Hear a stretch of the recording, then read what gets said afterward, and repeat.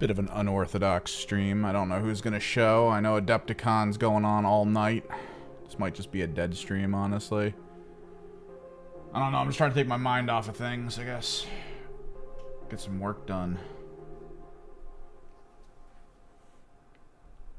Yeah.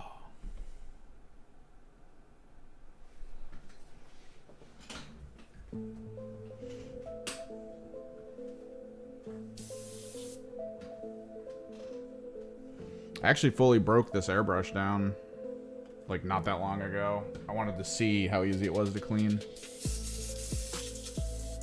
And it works perfectly fine. Alright. Excellent. It's hitting all the main marks for me actually kind of enjoying it as a tool.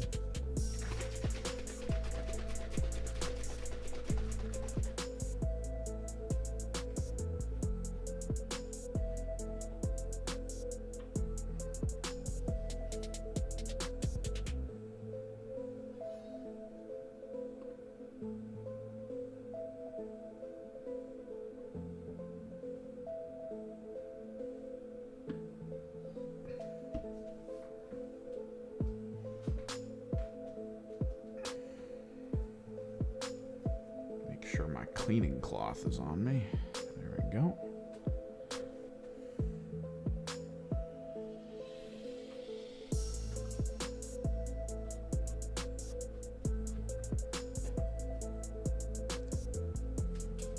What's up, Francois?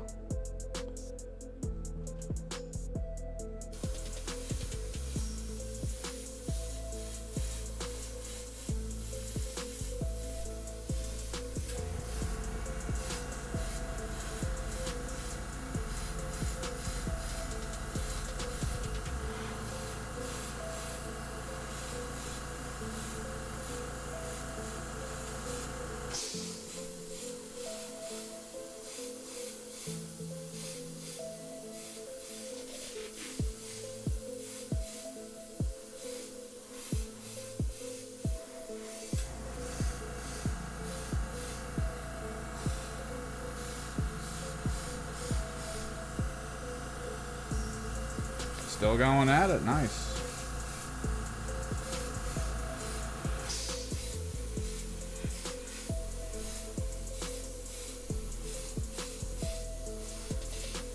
Big projects always feel super daunting right up until you're almost done.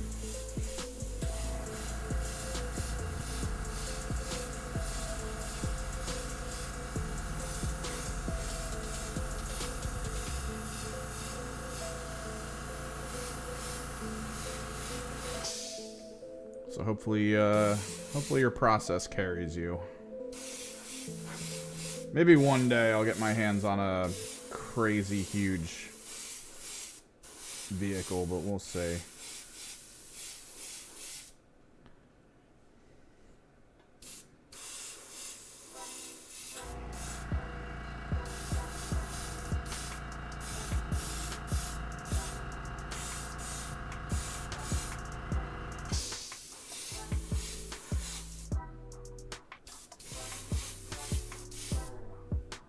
Hell yeah.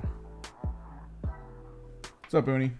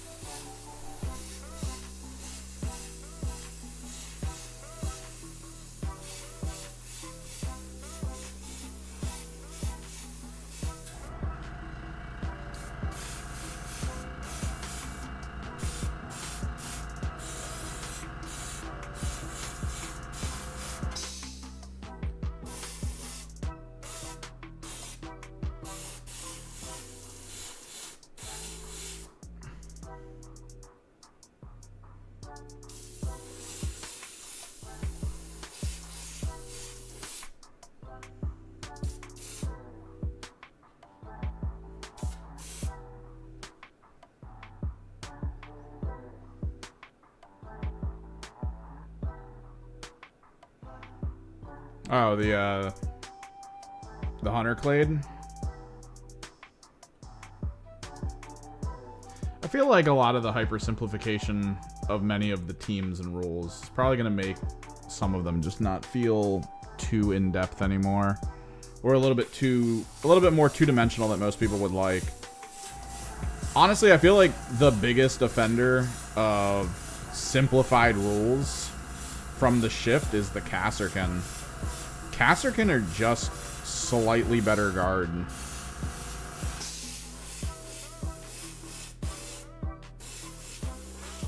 With, like, less specialists. Like, there's still a lot of teams that have incredible rules and incredible depth to them, but, like, some of them, I don't know. In the interest of maybe balance, they had to be culled a little bit. Unclear.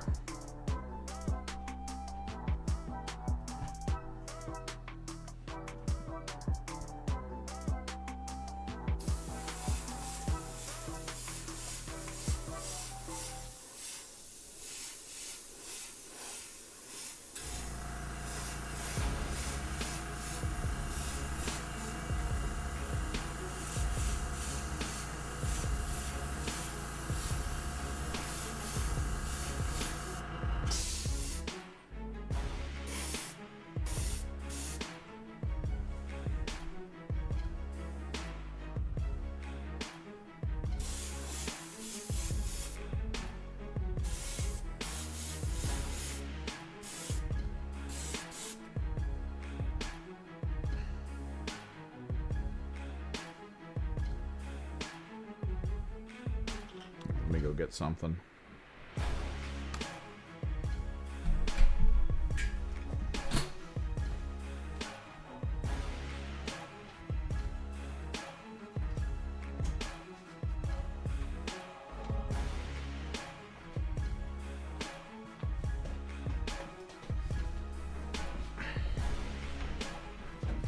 Oh, bring another air filter over here.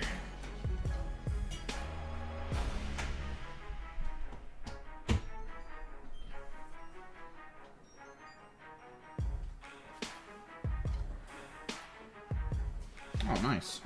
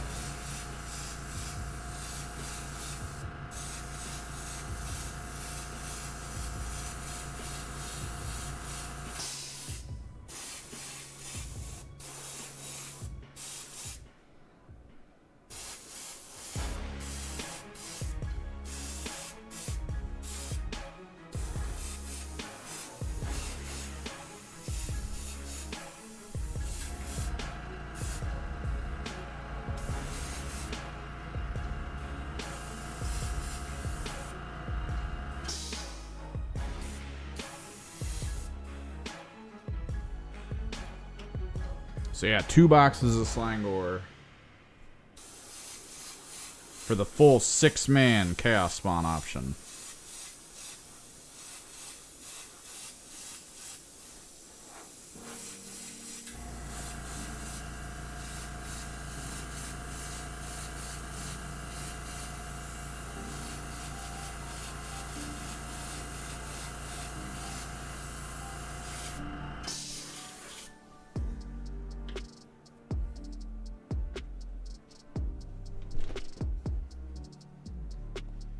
I heard that at Adepticon they had like some ridiculous size scale Titan in like the main lobby that they were doing a little game with.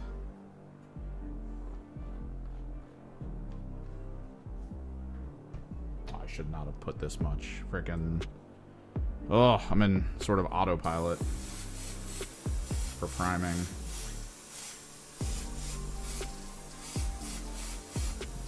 Have to dump most of this out.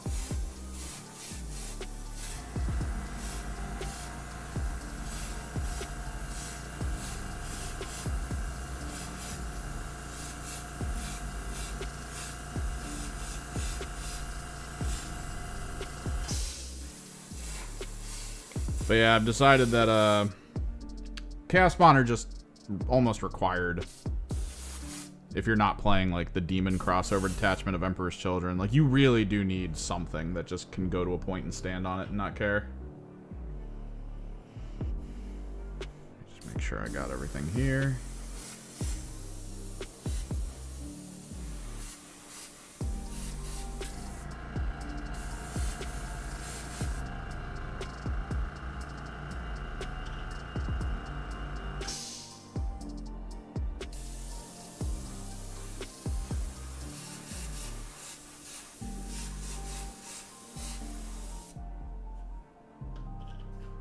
These are perfect.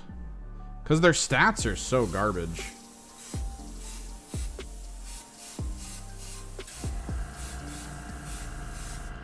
The Emperor's Children one have a better move speed than the rest of them. That's like their main thing, is the ability to go, I think, 10 inch for a move. Which is really good for a beast, to just go through walls 10 inches. It's a solid, solid strategy.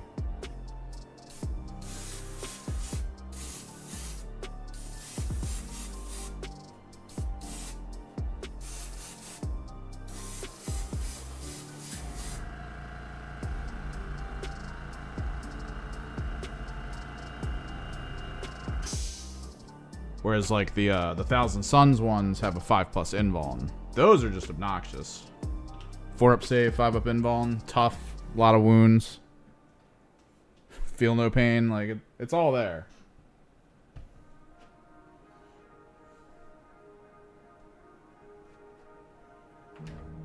Honestly don't know how long the stream is going to be, because it is only 6 units we're painting. I just really wanted to paint them. I'm going back and forth a little bit on this hobby video. I was working on it a bit, and then the Adepticon announcements happened, and I kind of like put it off to the side so I could do the Adepticon video that, you know, it's not doing that well, which I expected. It is just a, hey, what do I think of these? Like, I don't know. That's not really my channel. But you do have to kind of cast a wide net to get people in.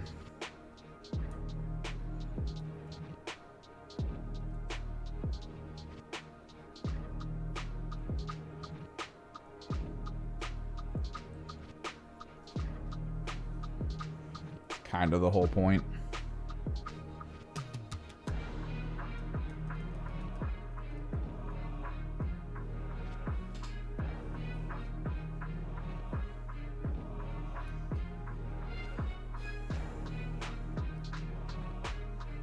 So took a break to go over the Adepticon stuff because it is kind of important. There's a lot there. It's still weird to see Old World in like as much of a force as we're seeing it.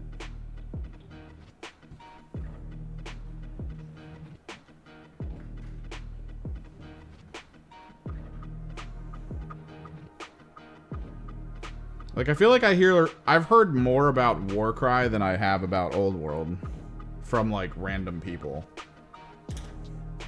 And as far as anyone knows, Warcry is on its way out at this point. The US storefront for it, like the online store, just says the entirety of Warcry is online only. If you're gonna buy it, you have to buy it through their online store.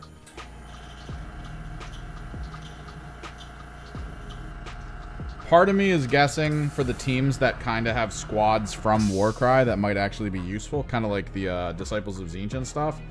When those codexes get dropped for Age of Sigmar, those squads might just be like, and they're part of the regular line now. But who knows? Maybe they'll just pull them completely.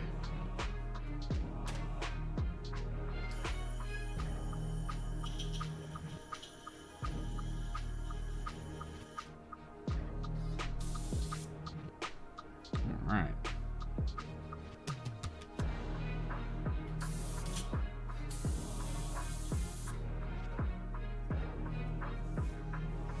All right, step 2. Super bright pink.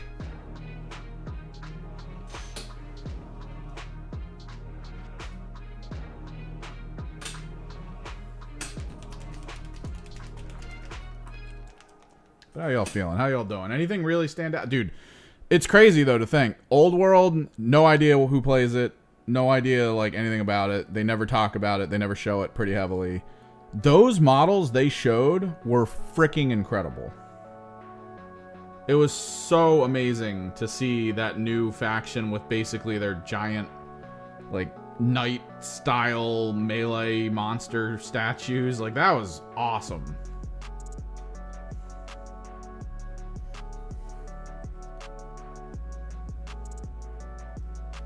Their freaking airships and everything. This is so cool. So stupidly cool. Who plays that game?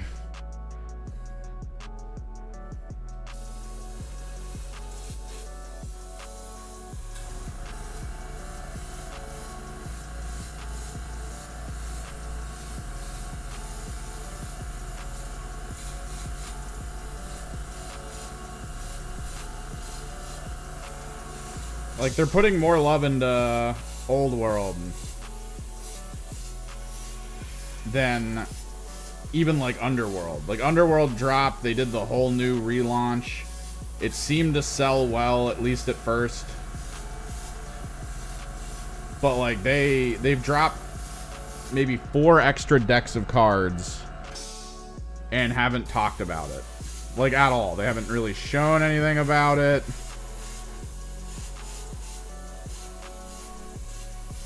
Like, it feels like they kind of were just like, here's Underworld, and we give up.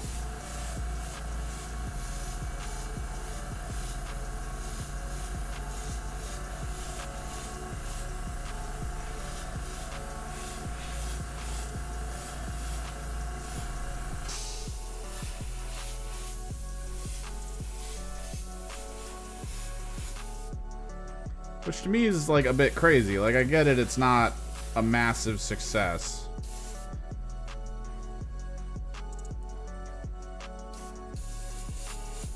But if you're not even gonna, like, try to build hype for it, but you're gonna build hype for Old World?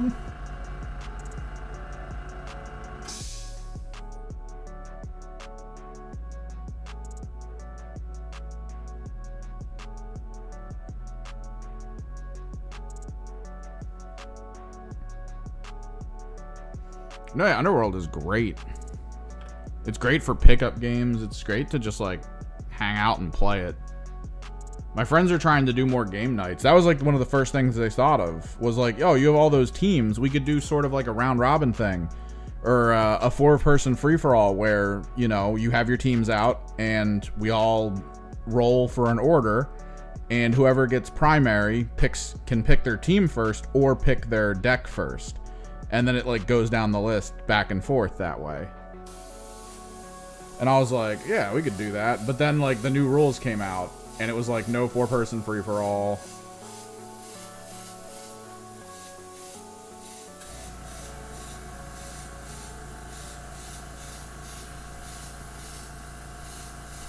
Like, in the time it took Spearhead to get its 2nd iteration, I have not heard shit about Underworld. And they kind of did it around the same time. Like, very close to the same time.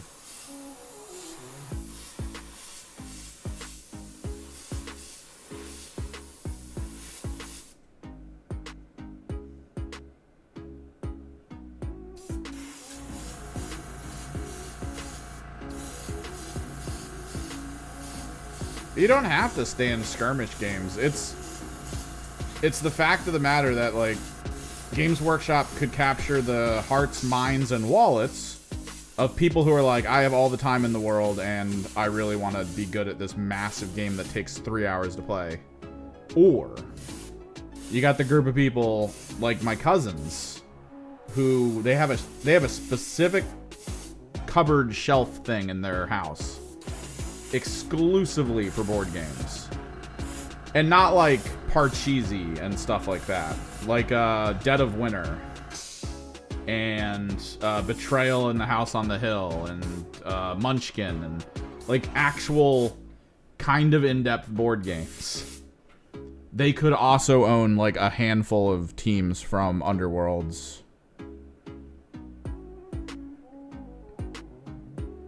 It's like, I don't know if the term necessarily for him would be that he doesn't like it as much as he doesn't want to put his energy into it. I don't know. Because, I mean, it is just more, it's stuff you have to put energy in. like, at the end of the day, you gotta basically commit the time, right? And for a lot of people, committing the time is to the big thing that everyone actually cares about.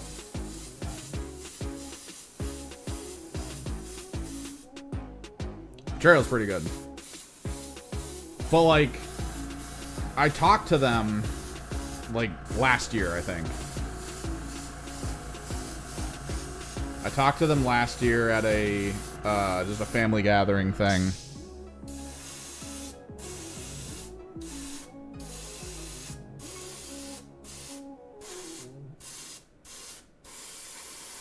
And they were like, I told them, I have a channel. It's about tabletop games. And they were like, oh my god.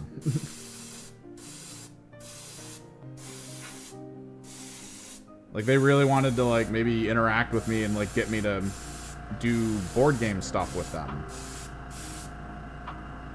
And then I was like, oh, it's like, it's Warhammer. It's the larger scale stuff. Like, I do board games occasionally with friends, sure, but like, the stuff I have isn't exactly on the level of, like, let's pick this up and play, and that's it. Right? Like, it's not what you guys are looking for. They're like, ah, okay. And that was around the time I started getting into Underworlds at first, and I was like, oh shit, Underworlds is the game that works for them. I could 100% go like, yo, if you guys want to actually do a quick pickup game, I have one. And it would have worked.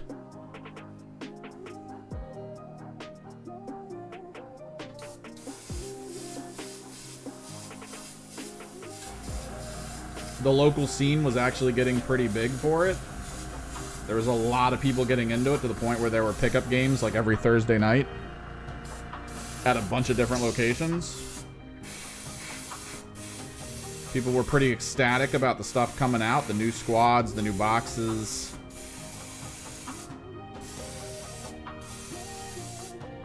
Then the rules relaunch. And at first we were all like, these rules are actually pretty good because they're like toned down in ways that are useful and kind of toned up in damage output, which was a little bit of an issue when we first started playing. No, this isn't Underworlds. This is technically AOS, but we're doing it for 40k. These are Slangor. And for those who don't know, I do not like Chaos Spawn, so these are my Chaos Spawn stand-in for my Emperor's Children. But I do have Underworld stuff, and we're just kind of talking, because we got onto this topic because I don't know who plays Old World, and for some reason they're putting a lot of effort into it. Meanwhile, Underworlds, which is actually insanely fun. Yeah. AOS is enjoyable, and it is weird to me. Like, the new AOS is great, but it is also weird. Like, locally speaking, there are so many people who bought Spearheads for it, and they play a lot of Spearhead, but they won't finish their armies or play a full-scale game. So, like, a weekend will come up and people will be like, who wants to play Spearhead? And we'll be like, yeah, let's play Spearhead. That's cool. And we'll go do that. That's awesome. And then after that weekend's done, it's like, all right, who's up for a 2K, 40K game? I need to get ready for a tournament. And it's like, oh. Okay. Do you play Old World, Francois? Because, like, I know 4 people locally who have full tier armies who haven't rolled a single dice yet for them. And that's mind-blowing to me. What's up, Mega Cat? Oh, people actually coming out. Okay. Maybe I'll slow down the painting so we can actually have a long stream. I'm only streaming today because I'm trying to get a hobby video done. And I was really burning through it to try to figure out exactly how it was supposed to work. And I was kind of burning out, so I needed to take a break. Or I was going to lose my shit. So we're painting Slangor. It is fun? Okay.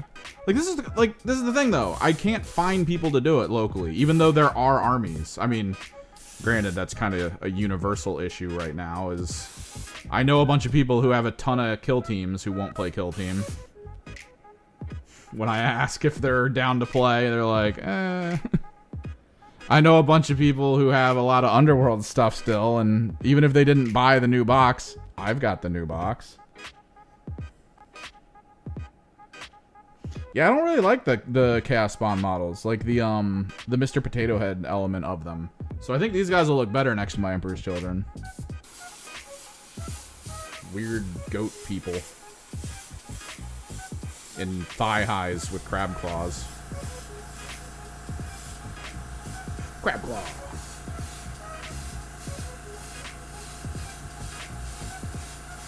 Of course, we got to paint them in the style that all of my Emperor's Children are painted in, so we got a little bit to work on. Oh man, you live in a good place.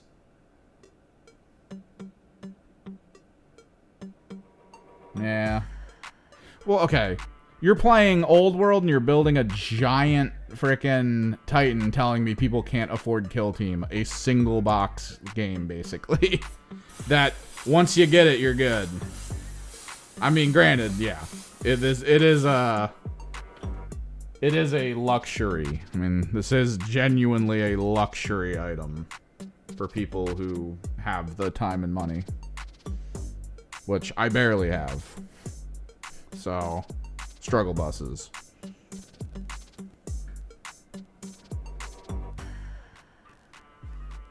This is more of a sanity thing for me.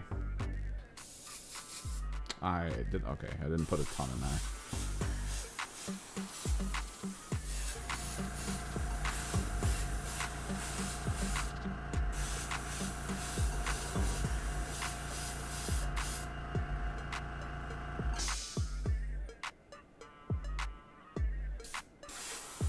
Yep.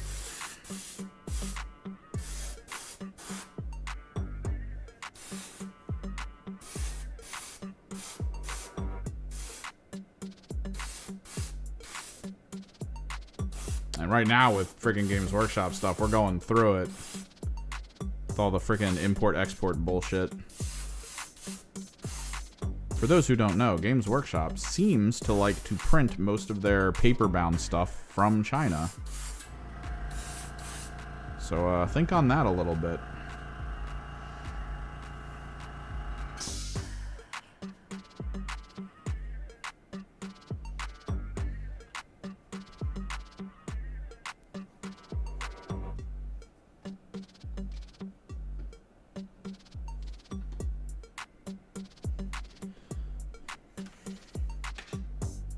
But yeah, like I want to play Underworlds. I don't know.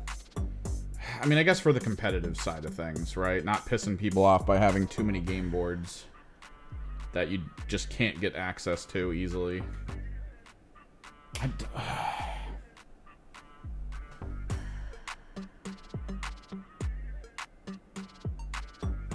Nice. All right, let these dry a little bit before we start working.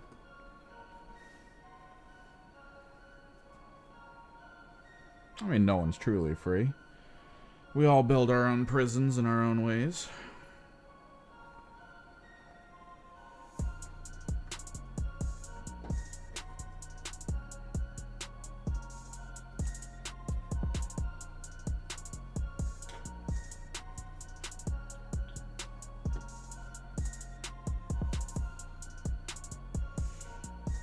I was gonna try to wait to paint these until after I got my Combat Patrol, but we were assuming the Combat Patrol was gonna be announced, like, this week.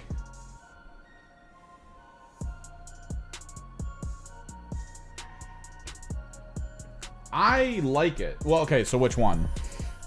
We were joking for a while here on the stream that people were talking like, ooh, Tyranid release, it's coming, you know, the rumor mill from the people who are, you know, connected to Games Workshop in some way, shape, or form and get the actual information and then just say it. I thought it would be hilarious if the Tyranid release that we actually got was NPO. Like, I thought it'd be the funniest thing ever if they were like, hey, new to Kill Team, for the announcements for Adepticon, you get an NPO mission involving a box of Tyranid. I thought that'd be the funniest thing ever if that's what they did instead of releasing a team. And we got both anyway, so who cares? I think the NPO idea is good-ish. I kind of miss Spec Ops, but after attempting to play Spec Ops, I kind of don't miss Spec Ops. It was an interesting narrative experience, but it was also very... how do I put this? It was very minutia TTRPG. Like, you did need to track your units. You did need to track which models were on the field, what levels they were, what injuries they had. It was kind of a little too close to Necromunda. It is awkward. Without the depth of Necromunda. It was literally Necromunda light on interaction. So to see the NPO missions take over where it's like no levels, but you still have to like complete custom missions, it's, I don't know, it's a little too light, but it is a good way to get people into the game and it's kind of cool to see. But the thing it is feels heavily like Games Workshop just experienced one of probably their biggest spikes in sales ever with the release of Space Marine 2. If you're unfamiliar, they had a Space Marine 2 box set for a board game that came out through like bookstores and stuff. Like, it was one of those secondary Games Workshop market situations where it was kind of published by them but kind of not. What ended up happening was those got pulled out of like Target and bookstores and stuff to the point where they actually went on sale. If you wanted a full contingent of Gaunts, like a full 6 squad maxed out thing of Gaunts, you could have gotten it for $70 at Target. Like, there you go. That was how cheap it was. You could have absolutely maxed out the melee Gaunts for $70. I think it was melee. Pretty sure it was melee. So they pulled those. They went on sale. They got liquidated. A week later, the Games Workshop Warhammer stores started carrying the box, like just after the Space Marine 2 game came out. And I was usually hanging out at the store near me, and seriously, in a day, just the amount of people popping in, yo, you got that Space Marine 2 box? It was insane. He had to reorder an entire wall of those things, maybe 5 times in a month. He kept selling out of almost everything he had in the Space Marine section, the Thousand Sun section, and the NID section. Every single week. It was just absolutely crazy. Now that's dying down. The game's been out. The hype's kind of like, all right. This feels like they're sort of like, hey, you guys still hyped about that? Because it's more like NIDs. And it's like, all right, that's fine. But it is partnered with a Ravener team, which... Interesting. I don't know if I like it necessarily. I was more hoping for Shrikes than anything else. But if you'll notice, I think they only have, what, one ranged character on that team? Everyone else is, like, full melee. There might be some kind of, like, spit gun that they all have, that, like, 8 inches or something.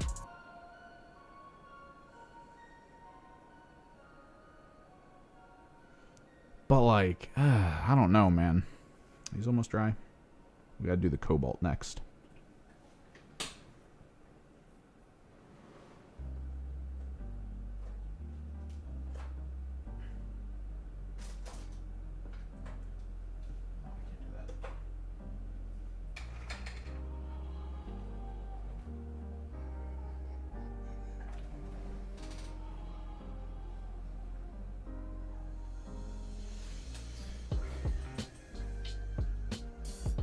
Did they finally say it was 5? Because in the scroll through, it's 6.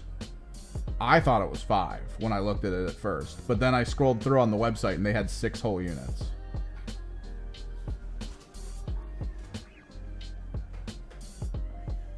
And if it's 5-man, they have to have rules that are insane, right?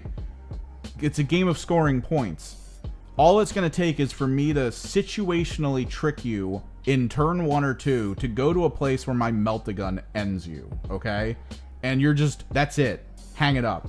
You've got 4 characters on the field. I don't care if you get frickin' some kind of enhanced, like, counteract action. So, it's so weird. So they did say it was 5. I hate it. I don't know how they're going to do it. It's got to be the craziest team to play against. So there's going to be one of 2 things. It's not going to be fun to play against because the rules for them are so insane that, like, no matter who you are playing, you're going to feel like you're at a disadvantage at all times. That's going to be a problem, right? Then beyond that, it's from the other side, the fact that they're all melee, it looks like, the fact that only one of them has the spit for ranged. I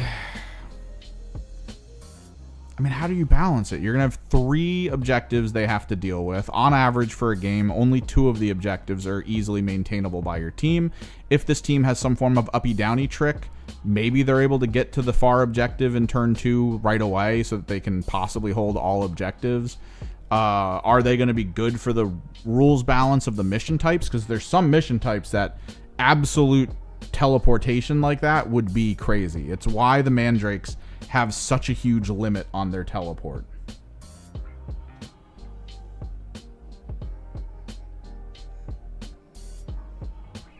Ugh.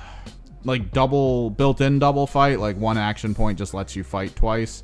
I don't know if that's enough, because you still have to do missions. Like, you still have to pick stuff up. You still have to actively do things. And if you don't, you're just not going to outscore anyone. And if it's the same as the Mandrake rule for tunneling, where you just pop up, but you can't do anything. I don't know, man.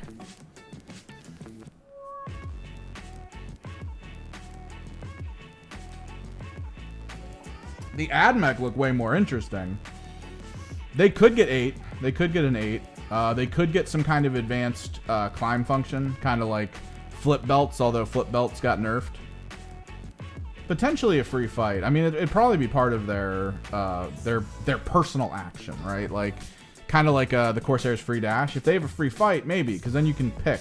The issue with the Corsair's free dash is that it's a dash. Like, it's usable, it's fun, and most situations it's actually good. But if you really need to do stuff with that 2 APL that doesn't involve a reposition, all you've got left is a dash. And it's like, it might work, maybe. But if they have a free fight in their pocket and they don't have guns, I guess that's actually really good. Because then it's just like, you always have the fight in your pocket. It's good. Then you can just... The other thing we were thinking of at the store, they're probably going to be 15 or 16. But the other thing we were thinking about, if you're familiar with the Brood Brothers, if you're familiar with the Patriarch, what if they all have 4 APL, and if they have open APL after activating, they can be reactivated? That way the 5-man team could technically, like, fish for things. Like, imagine having to activate a guy, use at least 1 APL to do something, and then can deactivate, but could come back on. Right?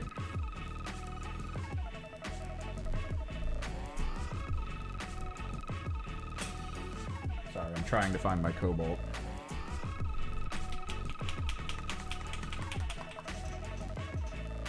I found it. Now I need to write down that I gotta buy more, because this is basically almost empty.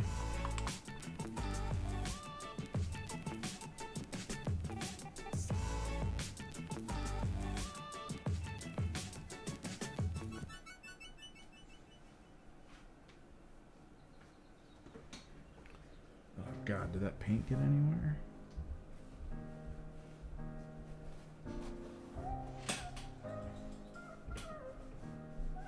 It's possible that only 1 or 2 of their models have access to it. But I mean, it's also possible it's just not even a thing, so. It is what it is. Oh god. Hopefully we have enough Cobalt paint. Oh god, we probably don't.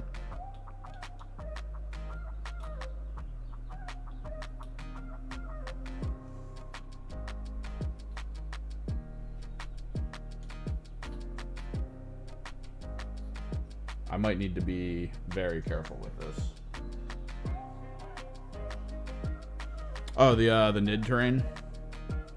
Like the Xenos specific terrain? It does look cool. I always love me some Xenos terrain. Like bio terrain and stuff. Friggin' Aldari Spire things. Those are always cool.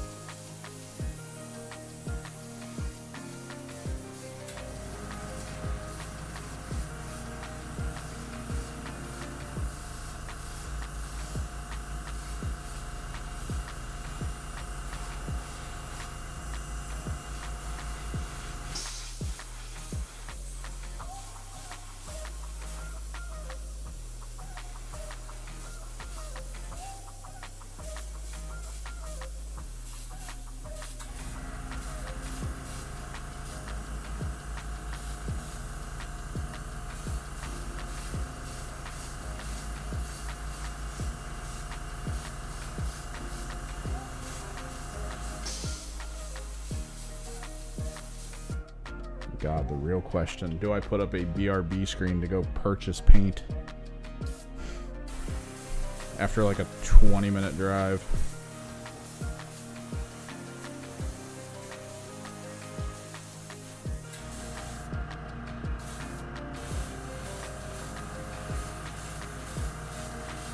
I'm gonna need more. Once we get the rest of the Tormentors, the other leader, Lucius, and the Flawless Blades, we're gonna need more.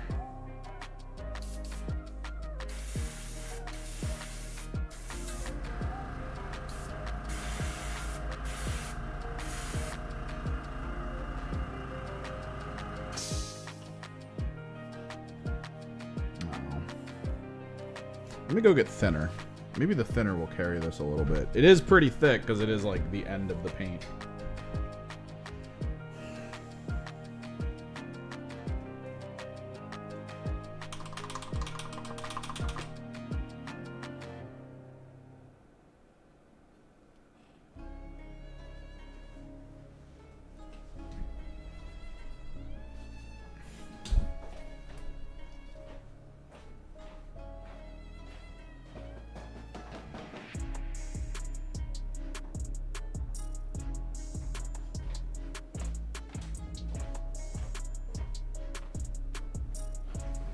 I'm surprised I let the cobalt get so empty.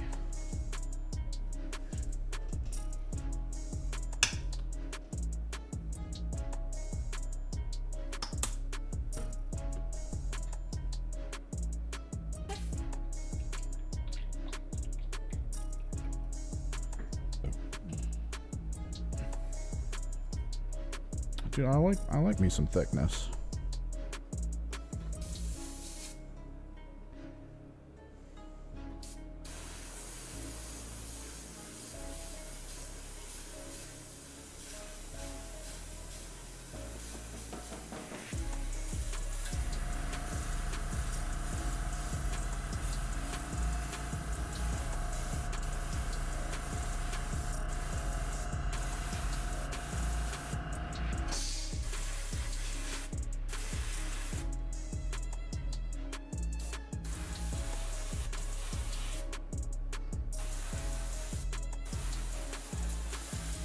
Ugh.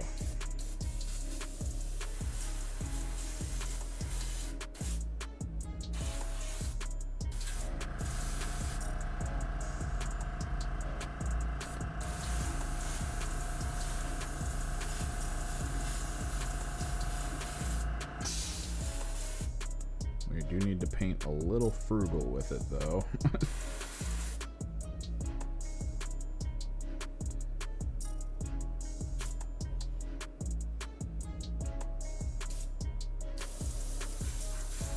I mean, you say that, but I've been watching Adepticon. There's no shame in it for half those people.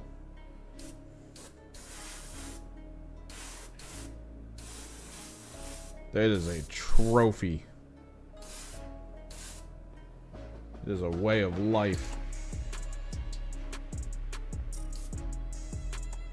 Still, no.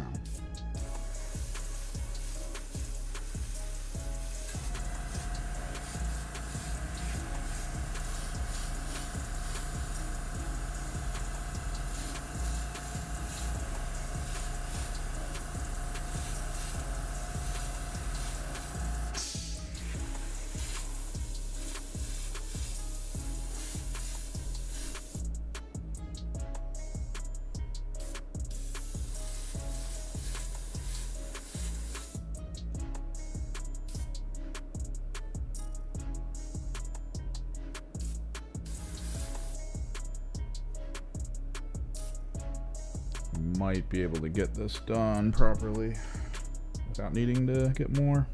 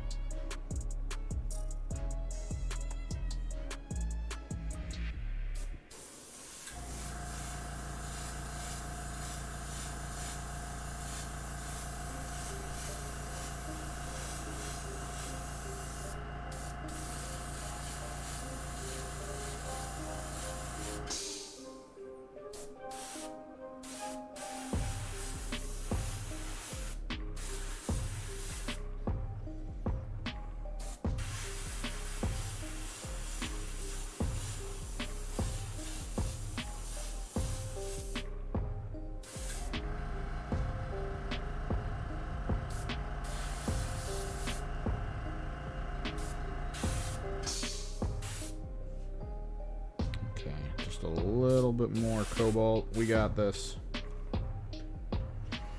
And then I have to figure out what color, because normally with the armor, the way we do the actual Emperor's Children models is we go into white ink and then we go into fluorescent purple. I have fluorescent purple, so the shoulder armor we're gonna hit with that. But this is mostly flesh. So I think a part of me wants to do this a little differently than what we've done up till now.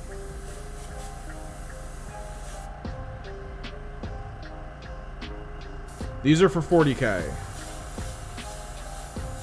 It's why they're on 50 mils instead of their usual 40. I'm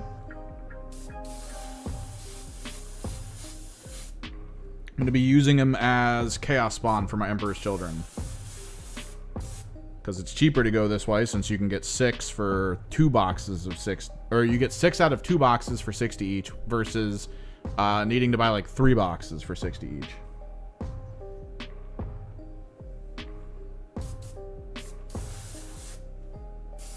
Oh yeah, I'm still wondering about the rules. Like, it is going to be wild to see whatever the rules design team came up with.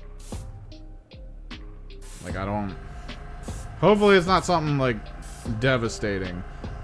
Weirdly, even though I've been harping on about wanting a Tyranid team like this, I am actually a little more interested in what's going to happen with that AdMech team, because the AdMech team looks like it has 2 leader type units and then a bunch of servitors. So in my brain, that's 2 core units that make the servitors all better for being in certain areas. So it's kind of like Imperial Guard and orders and stuff, but maybe like a little bit more AdMech-y with like picking specific like abilities to run at certain times and all that. Might as well just get the rest of this cobalt out on any kind of fixed parts. So there's like a level of it of, ooh, this could be close to kind of the Horus Heresy element I love about AdMech, which is sort of like Necromancer leading a bunch of undead.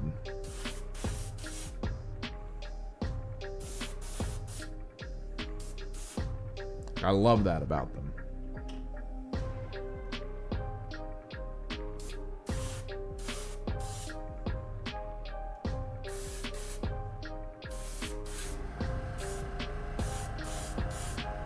But the main thing racking my brain right now is which Ozark Bone Reaper do you think I need, or Ozark Bone Reaper do you think I need to purchase to attach some guns to preemptively get 6 of those automatons for the Thousand Suns? Because, like, honestly, the more I'm looking at them, the more I'm like, all right, I don't like how they look. They don't really visually and aesthetically fit in with the pre-established army, right? But maybe I can make something work. Because originally I was debating using Ozark Bone Reapers as Demon Princes.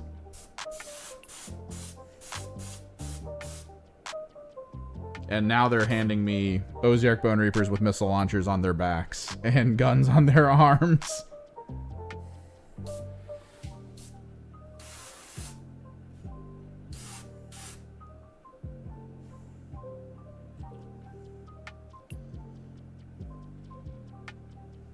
You can defend them all you want. It's just, I don't know.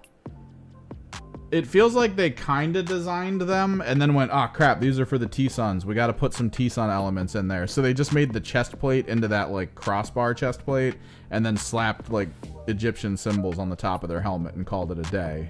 And made the frickin' missile rack look like the Terminator missile rack. Like, eh? It can be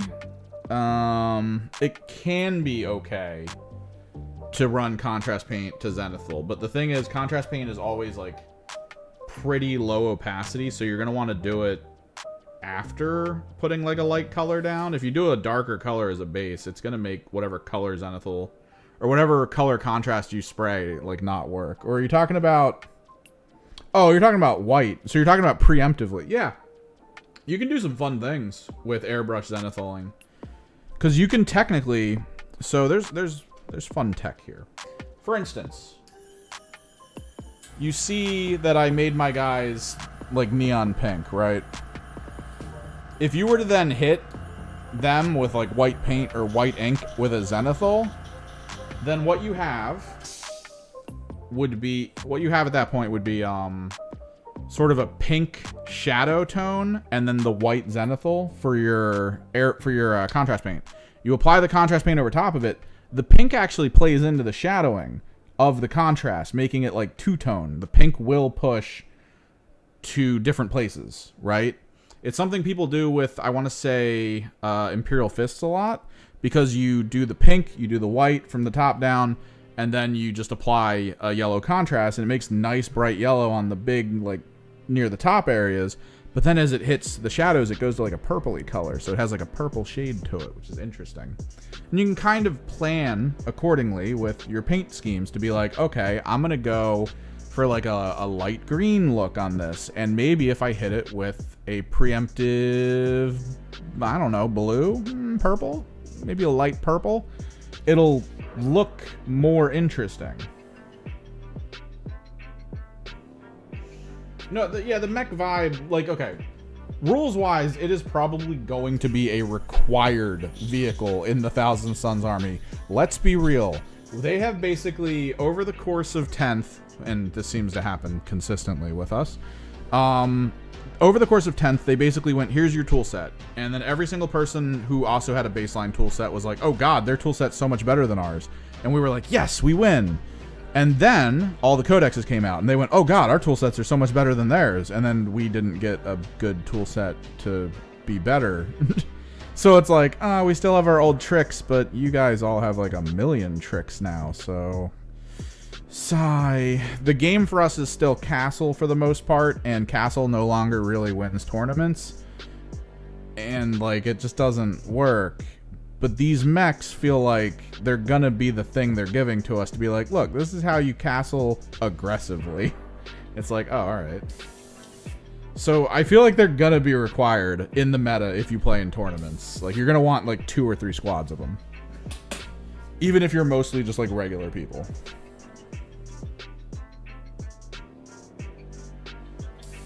Castle is where you build a wall out of fodder and then put all your biggest, scariest ranged units behind it. That way, when the enemy crashes into your castle, you fall back an inch, shoot with everything behind them, and try and survive with that wall. Chaos Spawn are actually used in that, along with Zangors or Cultists. Like, it's a lot of people castle. One of the greatest Thousand Suns player this, like, last year before they suddenly stopped winning all the tournaments, he would do that. It was Magnus, squad of Flamers with an Exalted, I want to say.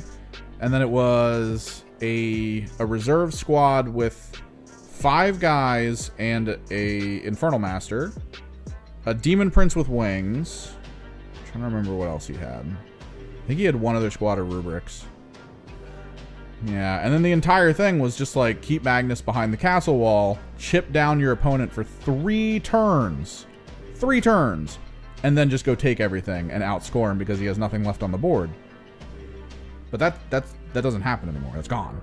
We can't do that anymore. We have to change our opinion of the game and play the way Thousand Suns don't normally want to play to win. And I've done it a few times. I actually used the Hex Warp Thrall Band or whatever the Grotmus attachment is. I've used it well. All right, I got to pick a color for this, for the Zenithal, because we're not doing purple. I want it to be like their flesh tone. Let me take a look at what I have.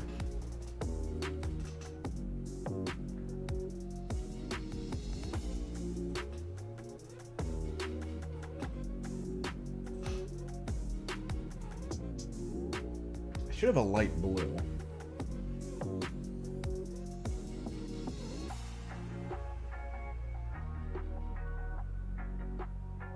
No, yeah, the screen method. That's gonna be a fun method that you can technically do with Thousand Suns when they release the demons into them with at least one of their detachments. It's something I kind of want to do is the blue horror unit, like just having a bunch of Thousand Sun units and then have a ton of blue horrors on the field and just go everywhere. Yeah, I kind of want to do like a light gray, light blue.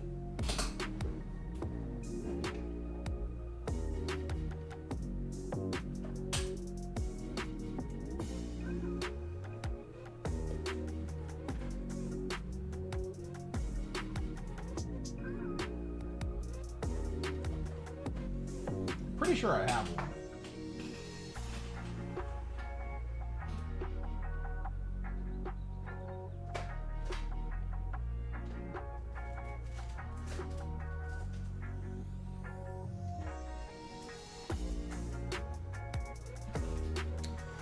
Oh, well, we had Cobalt Turquoise, a new one, so fear overwritten.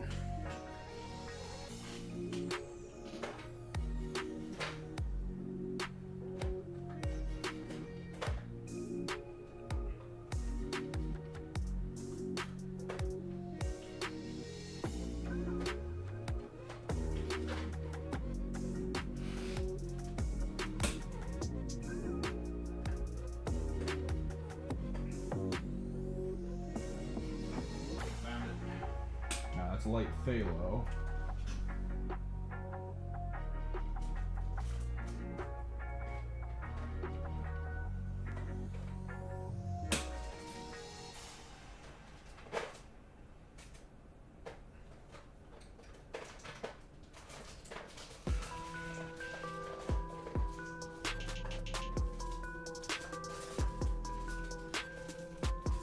I really need to reorganize this. This might be okay. I can't hit it heavily with it. I have to go a bit light. But this is kind of what we used with our Gene Stealer cult stuff. Ooh. Oh god, what came off of this? Nothing, okay. So like the light blues on him. So that might work.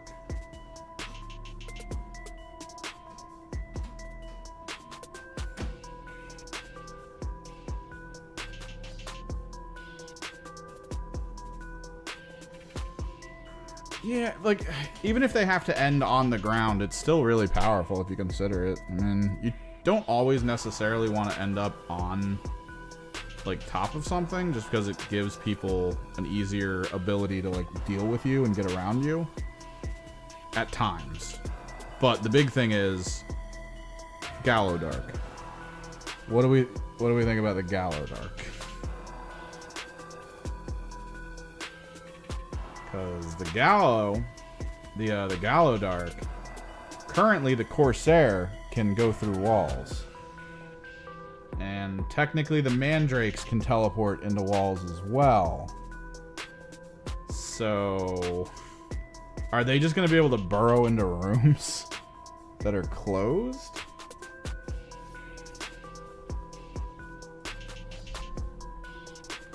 I remember when the Gallo Dark first came out and the Warhammer community page got the battle report put out and they were like yelled at by the rules team.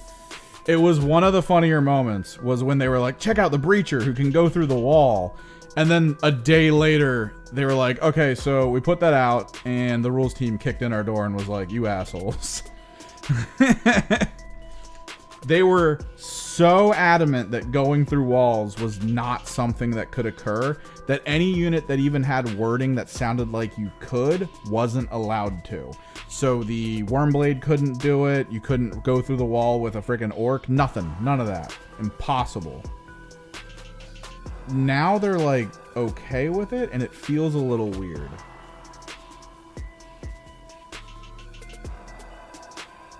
Like, it's cool that they did it, but it also definitely feels like something's off.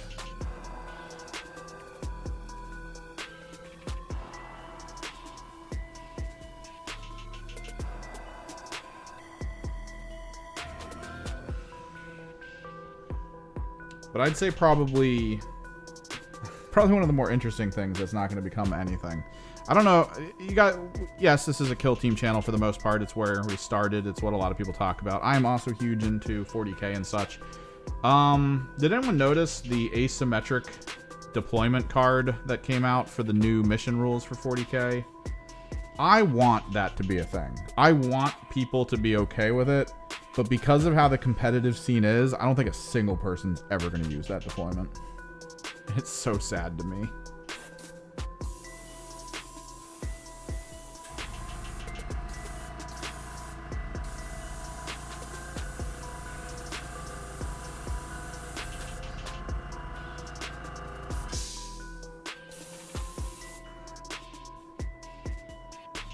This is just going to be a Zenithal of blue.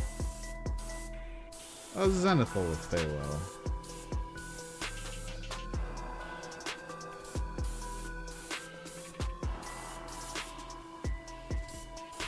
Give the top a little bit of an extra burst.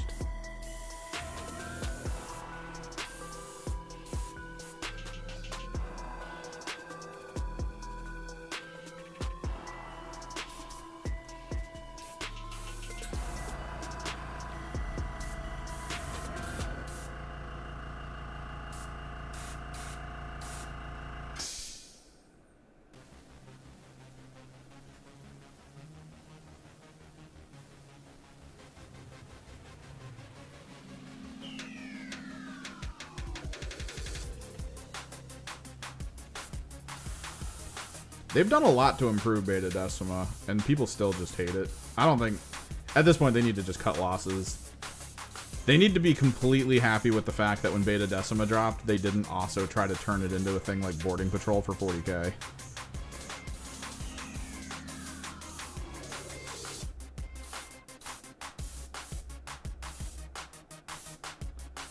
Could you imagine the nerd outrage at the balance of Beta Decima in a 40k setting?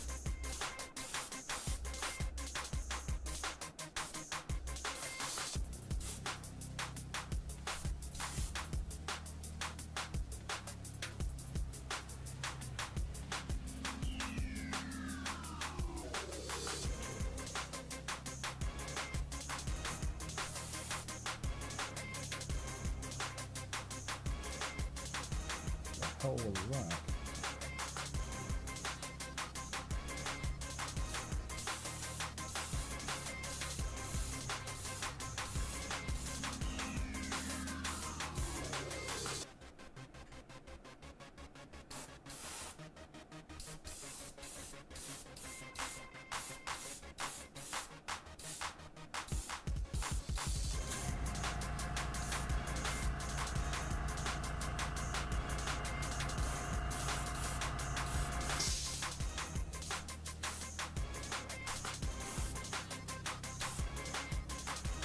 quick reminder to anyone watching, this is technically a paid promotion stream.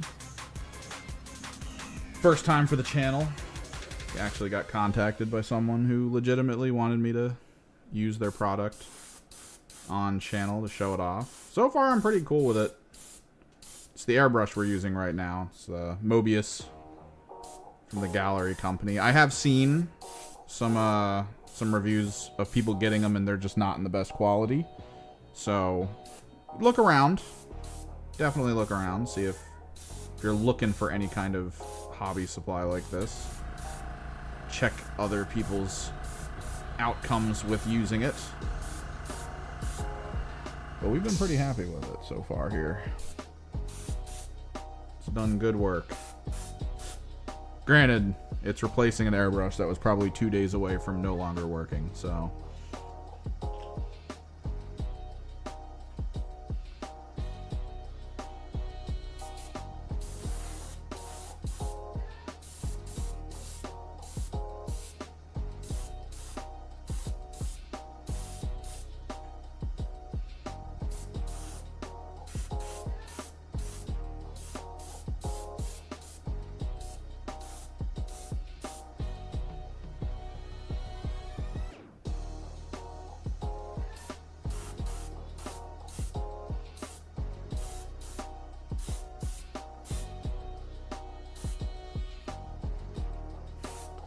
At this point, I think we can assume the rules team for Kill Team is moving forward with their rules writing, assuming no one ever wants to interact with Beta Decima ever again.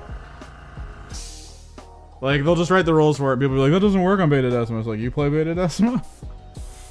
No? Then why do you care?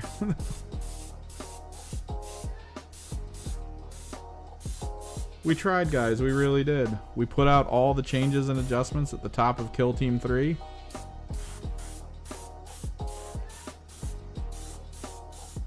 Tried to reword things so that it kind of worked better for teams to actually utilize the terrain in positive ways that felt strategically interesting. And it didn't work. Game over. Dude, if the TO decides to use Beta Decima, like, before telling anyone, like, you have to tell people prior to the tournament, like, oh, by the way, guys, we will be playing on Vulcus and Beta Decima. It's like, oh, okay, I won't bring my Raveners. Cool. Vespid time.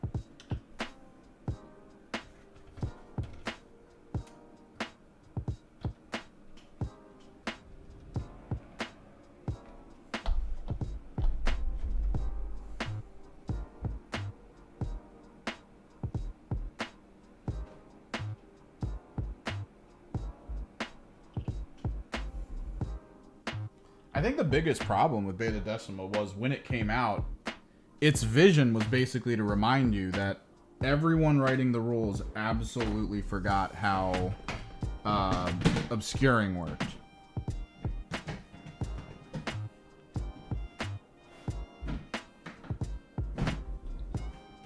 In particular, the fact that there were a metric ton of teams. Let me actually drain this a little bit. There were a metric ton of teams who existed exclusively to prevent obscuring from being an issue. Either with whole teams or extremely powerful units. Like, getting absolutely shreked by a high-las rotary gun from the Votan.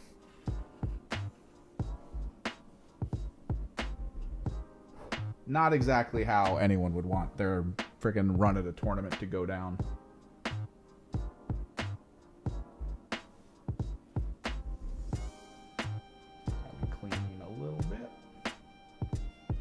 Go wash my hand. And we'll get into painting. In Cursor's entire team, the Wormblade Sniper, who is still to this day one of the scariest snipers you will ever deal with on the tabletop. You put him in Beta Decima and just toss him up on top of something, it's over. He's just taking pop shots at your army the whole time. Oh, actually, let me...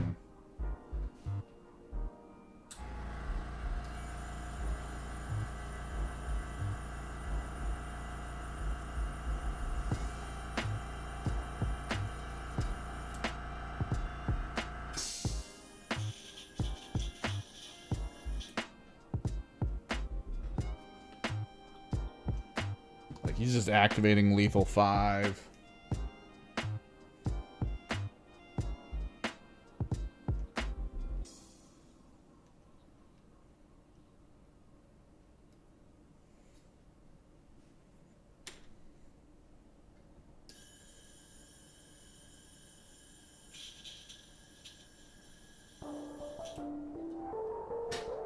There were just too many things that were like, what's obscuring? And Games Workshop was like, oh crap, this whole map is obscuring.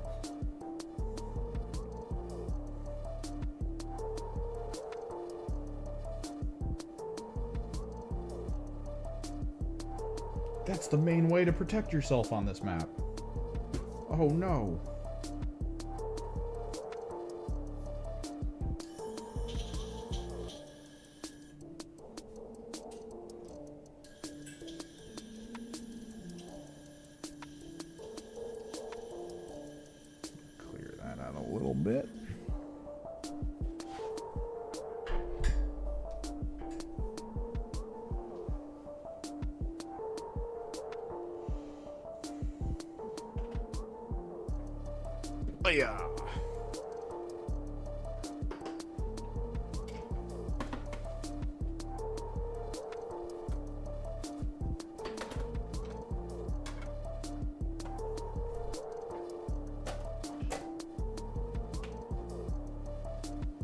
BRB.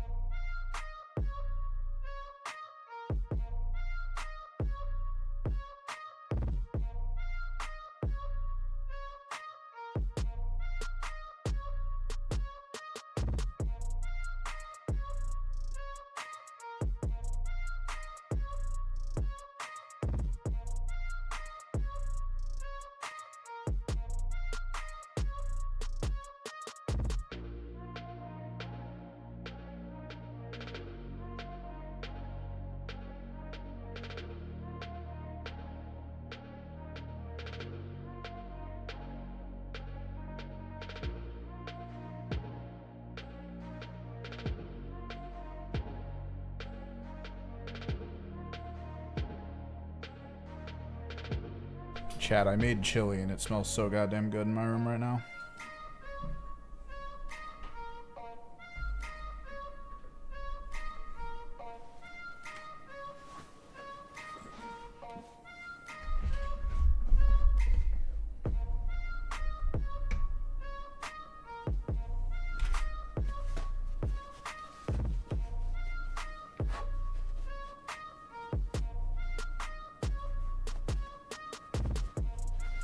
I feel like if you're gonna do spawn well, right? Like you've got green stuff, right?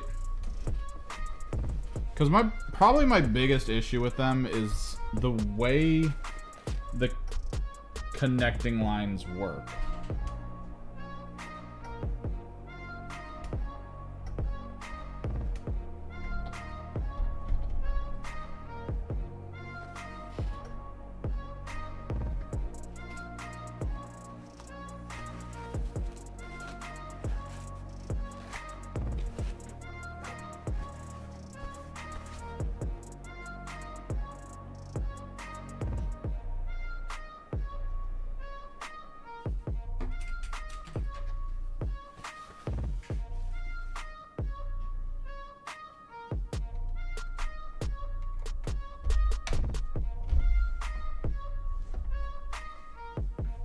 Welcome back.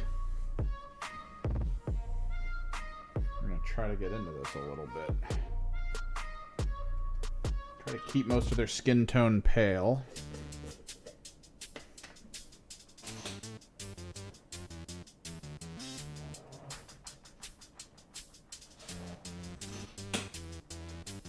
Let's try to hit the main armor pieces first.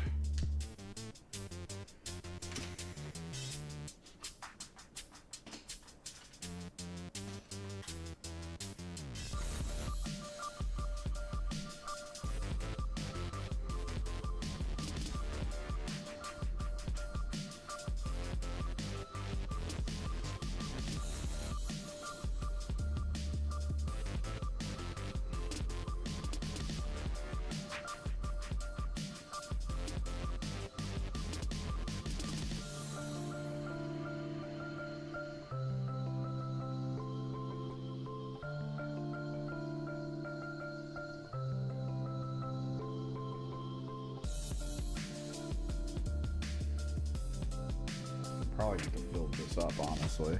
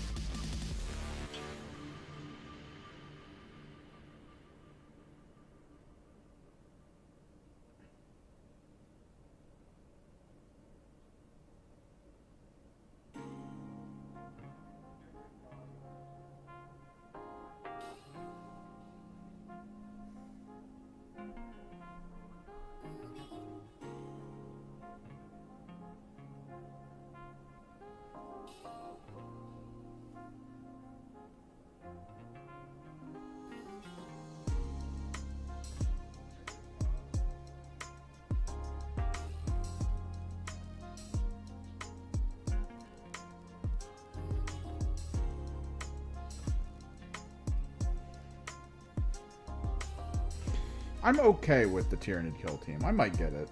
I don't know. I'm a little bit more intrigued by the rules that might come out for the Admech kill team.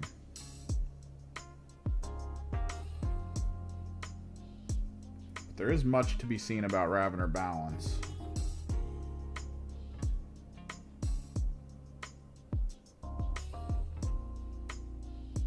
It kind of opens the door for hyper elite teams,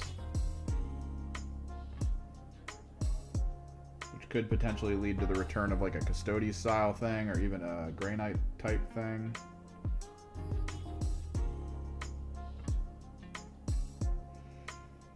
It did really feel like Games Workshop was trying to move away from elites though. Don't know what changed their mind. I mean, most of the teams this season have all been like bare minimum 6 people, right? Phone call.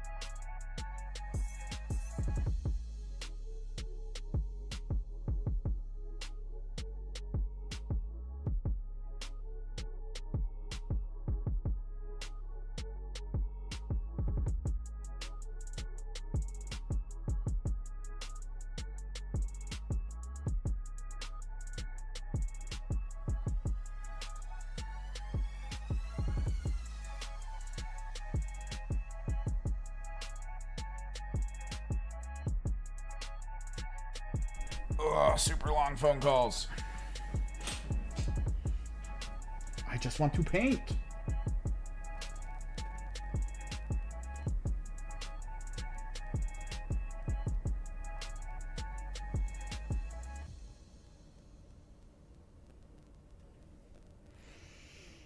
But yeah, this might be the first Kill Team box in a while I've picked up. Most of the stuff that's been coming out for the different seasons hasn't really like captured my interest.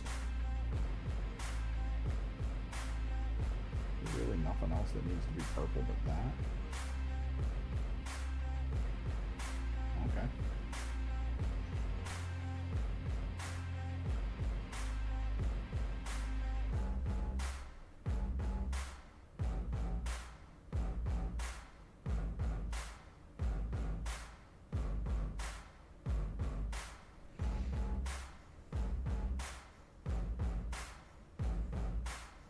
Like old Pathfinders? See, this is the problem.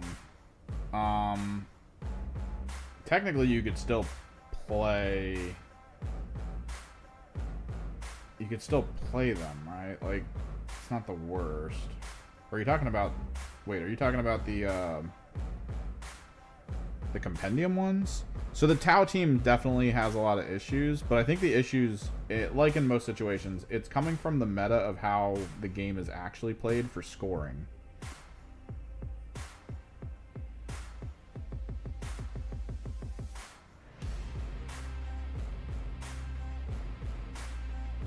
Because historically Tau were always like, alright, let's just sit back. And the meta kind of let them do it.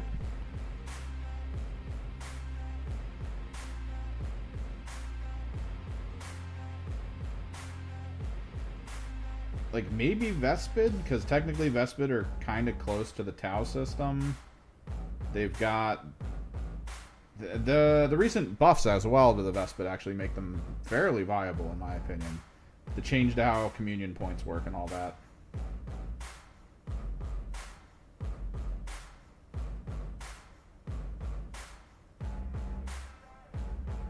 And they do feel very close. Maybe Kroot.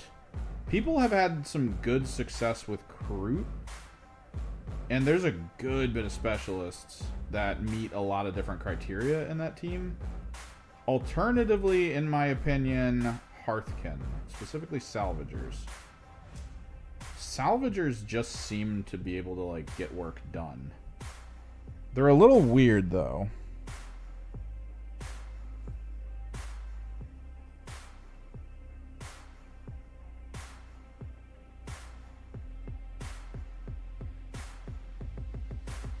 Yeah, I think with the changes to communion points, Vespid might actually be pretty good to at least pick. They have good scaling damage, some solid weapon selections. No, yeah, Kroot seem to be really good. It's just people don't necessarily play them that heavily.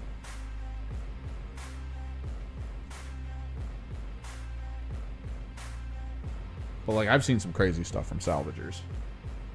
Like Salvagers just weirdly have high capability for damage output and like some interesting counterplay to a lot of teams. Not flawless, but I think still pretty good.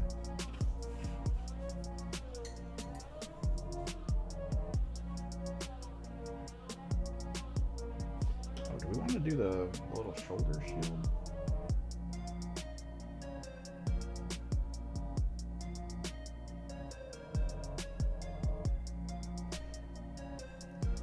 Zoom it in for you guys.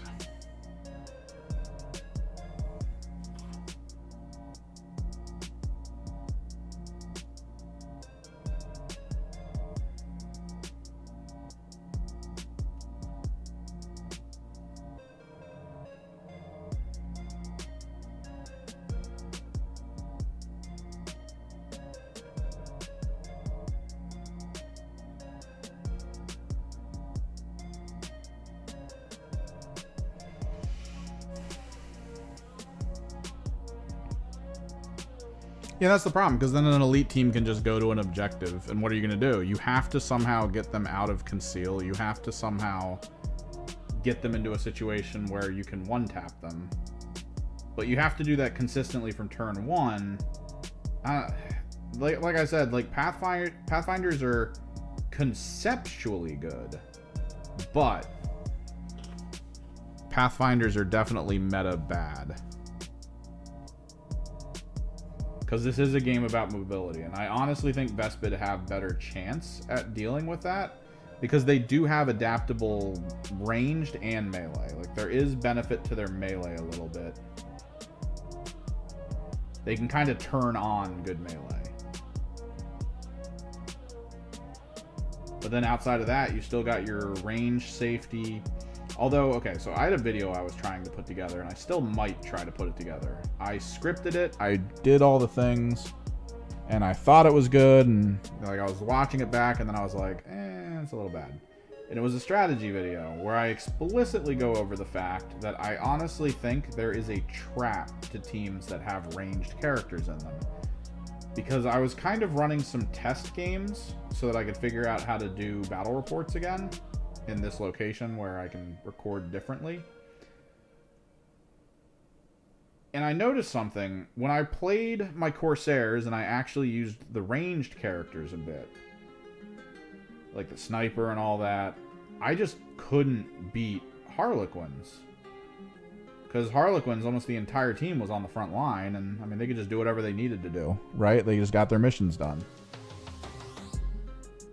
Whereas the Corsairs, I mean, you're trying to like sit on top of things. You're trying to stay away from objectives, keep units safe, and then just hopefully get like one shot in that really works and saves the day.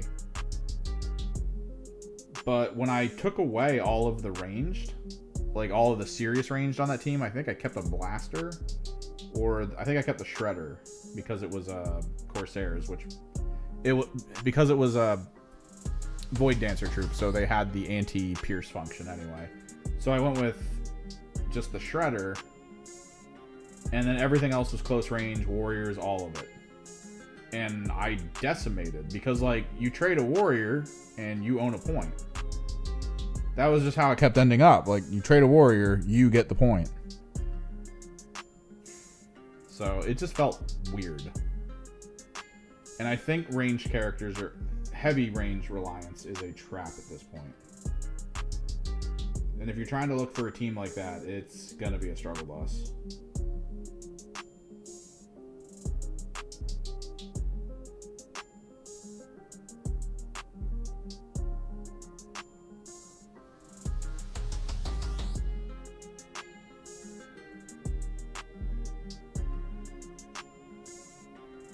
Kind of why the Vespid are good, because they have the mobility on top of some decent ranged.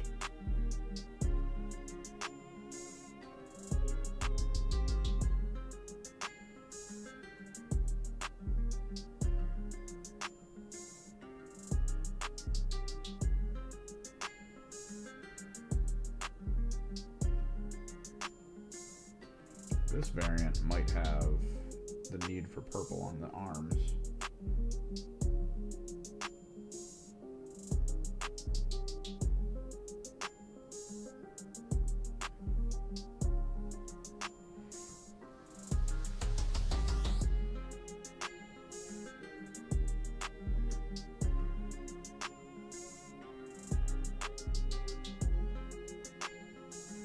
Well, melee's kind of a less boring way to play, right?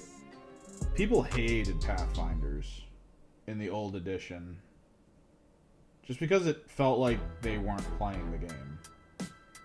They could just sit back, they would target one of your units right away, and you'd be like, well, that guy's dead. He's definitely dead by the end of this turn. And there was just nothing you could do about it. Sadly, the compendium version of the Tau team was a little more interesting in a lot of ways. Since they had access to like the more close range guns, so you actually wanted to play mid-range.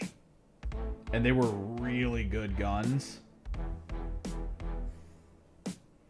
If they could bring back that flavor for Pathfinders and anything like Tau, like that close range shotgun feel, I think it would work better. Because you have to play up.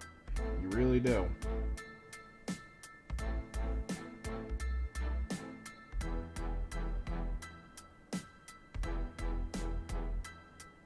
And at that point, you might as well be playing as the Arbites. Because outside of that, I'm thinking, outside of like Vespid and stuff, probably the closest thing to old Pathfinders is weirdly, technically, probably Drukhari, the Hand of the Archon. Because Drukhari do have really good range.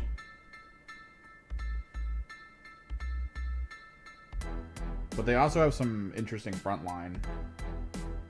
Some good mobility concepts. I have not heard crap about Drukhari, though, the Hand of the Archon for Kill Team. I feel like almost, even back when they were released, I feel like everyone was like, eh. Right? Like, no one really cared. Even though they had probably one of the best damage dealers in the game. The Poison Grenade user, the one that frickin' doesn't need line of sight. Now it does, I think. But back in the day, it was just like mark something within 6 inches of you and then roll a bunch of dice. Everything near it gets debuffed permanently with super wounded and a constant like D3 mortals. It was so crazy. It was such a powerful ability. You can just show up and just make a bunch of Space Marines super wounded.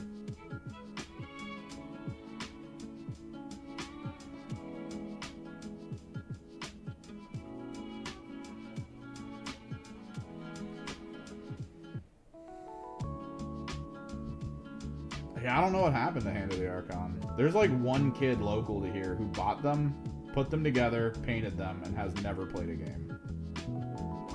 I've tried showing people how to play.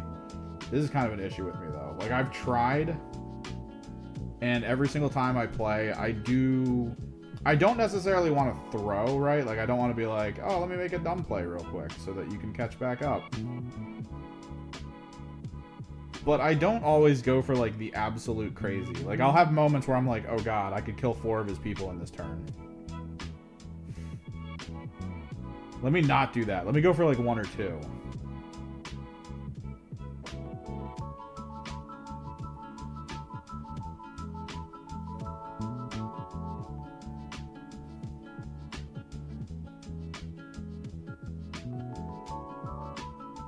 That's actually been a wild thing, too, with the guy that runs the store. He plays 40k with people. Like, there's been this pretty big push for combat patrol and stuff with a lot of new players, right? He keeps trying to play with them, and he keeps trying to play, like... He doesn't want to just stomp them, right? So he plays a team that's, like, okay. It's the Necron team, not the one with the tank, the one from White Dwarf that has mostly... those like serpentine Necron things. And he always goes for like the mid play, right? Like he's not actively just trying to slaughter his opponent. But by the end of the game, he's basically fully dominated them in points. He's like, ah, crap. And it's 9 times out of 10, I watched it happen once. It is because the person he's playing against rolls poorly like once. And then he rolls well the whole game. He doesn't have any issues. So those claws are good.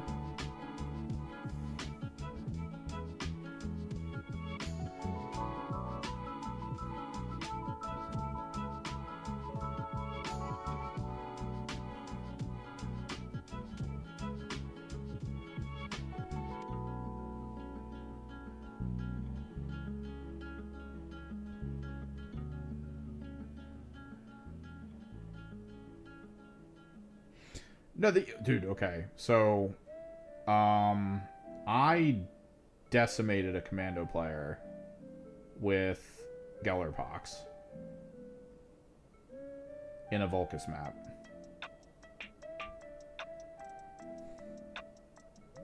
I think the closest game I had so far, and this was probably because I kind of like shut down my brain a little bit, was Mandrakes into, frick, what was it? Jaegers. We did ITD, and I was very clear early about how ITD works with the close quarters combat and blast. And the person I played against was like, oh, and brought a ton of blast. Because Jaegers apparently have access to some pretty good blast weapons. So that game turned into, I killed one of your guys. Haha, oh, you killed like 4 of mine. Jesus Christ. Like, there were just these big moments of swing where properly thinking of the game me would have been very adamant about like, okay, which guy has blast again? Okay, so it's that guy over there. All right. I need to play very... I turned that off. I hella turned that off. And I was just like, let me just do stuff.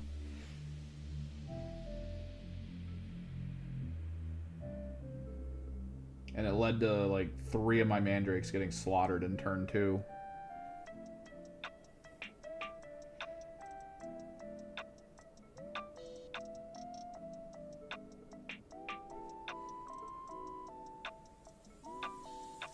I did win that game, but it was fun.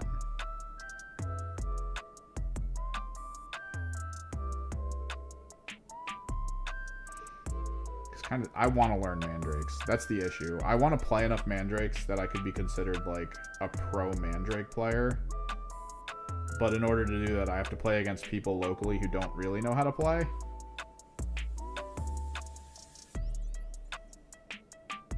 Not yet, at least.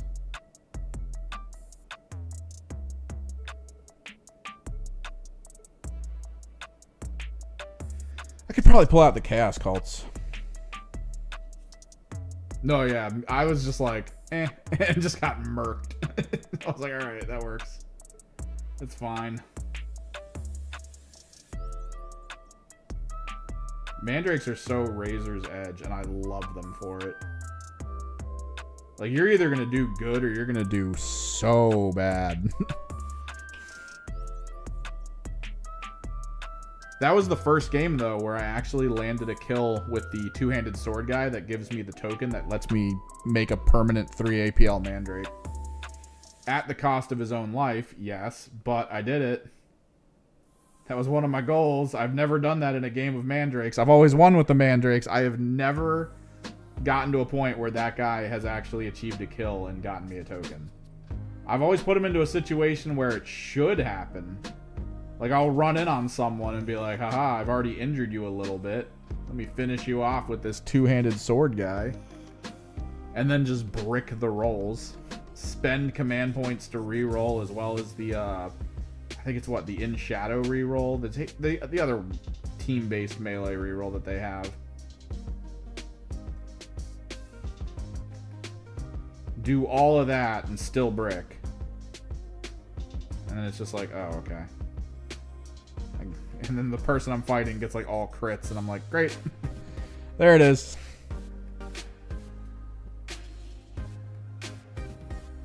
Yeah, nah. I've seen it. I've done it. This is a dice game after all.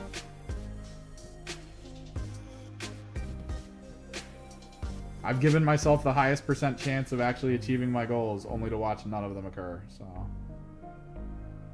It happens.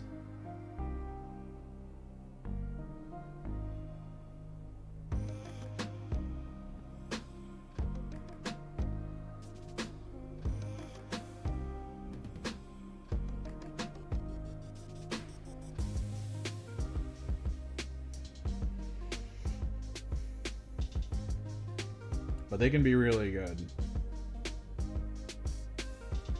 And I feel like I've gotten a lot of the stupid plays out of my system.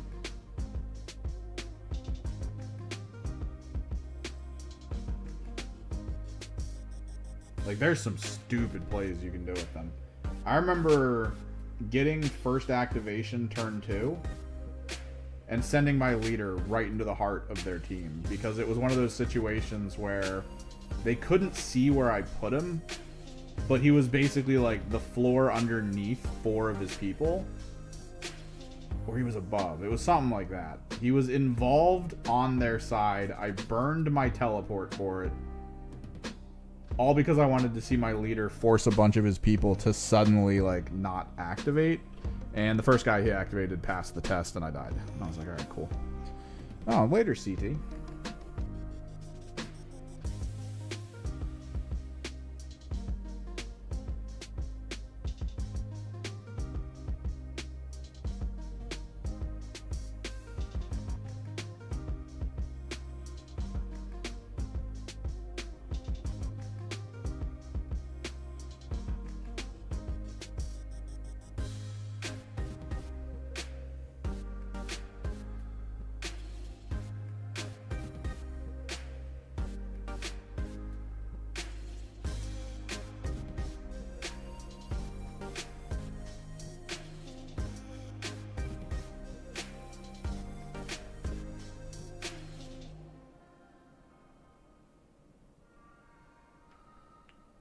have War Games Live on my TV, but it's muted. Let me see who's playing.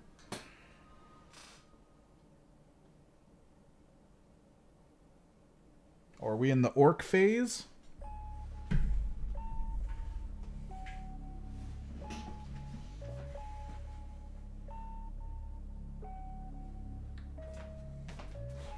I saw Bad Moon Yellow, but it's actually Imperial Fist. So Space Marines versus Chaos. I think he said he was trying to avoid the Mordaka orcs until like the very end of the tournament. Because the assumption is the last round of the tournament is going to be 2 Mordaka orcs fighting each other.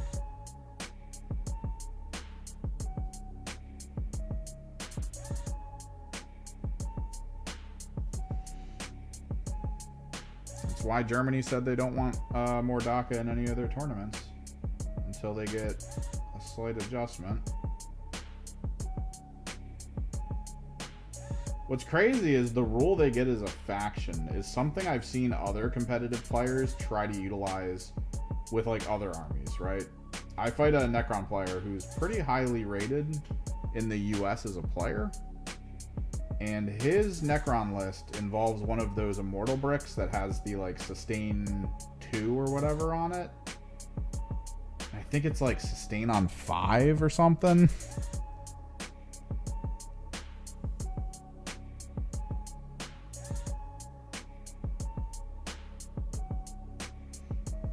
It's crazy to see that happen like that, right? Like, yeah, it's like the Tau detachment that always works. It's also like the Emperor's Children detachment, but always on. Because the Emperor's Children detachment has access to something very similar. There's one where based on how many kills I've achieved, based on things I've declared at the top of the round, I can get, like, sustained on 5 across all my people. But I have to get to, like, 7 kills. So I have to have killed, I think, like 6 or 7 things before that moment. So it's kind of like the crappy situation of, oh, cool, I got these rules, but I'm already dominating. So, is it necessary?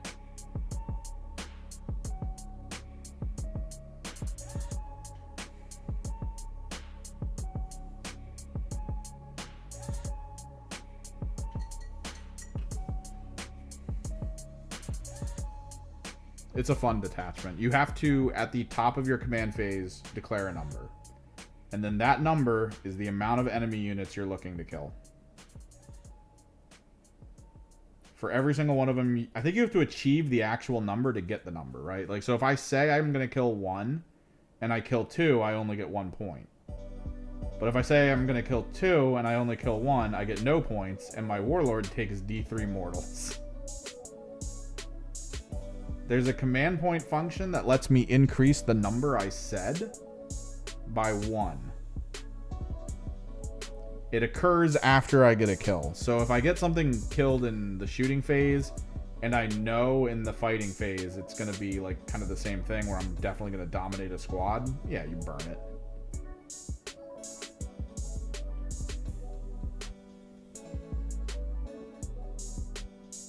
Or you just say 0, as far as I can tell, because no one's FAQ'd it to be otherwise, and you just kind of go. Although the Emperor's Children is a I'm on top of you turn 1 team. They really are.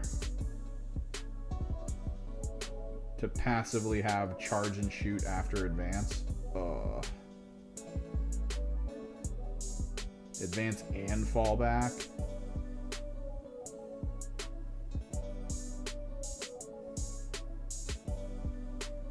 No wonder they didn't give us any units. We would be too strong. What do we think the over-under is that they pull a lot of like standardized tanks out of the Pantheon lists? I've seen a lot of people complaining on the subreddit that when the Thousand Suns list drops, maybe we don't have Predators anymore.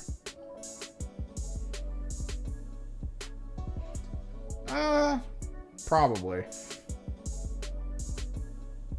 Tower destructive. I actually, when I was first playing the game, like when I was a kid playing, I was actually there for the Tower release. I was there for the Necron release. I was there for the first iteration of the Grey Knights getting dropped. I was there for the third War of Armageddon, which was the Orcs. That was Gazgul Thraka. That was actually an event. Stores all over were given product to push, as well as a map and a kind of a book on how to run a tournament that lasts like 2-3 days.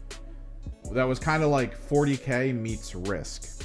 You would declare like, oh, I'm sending my units here.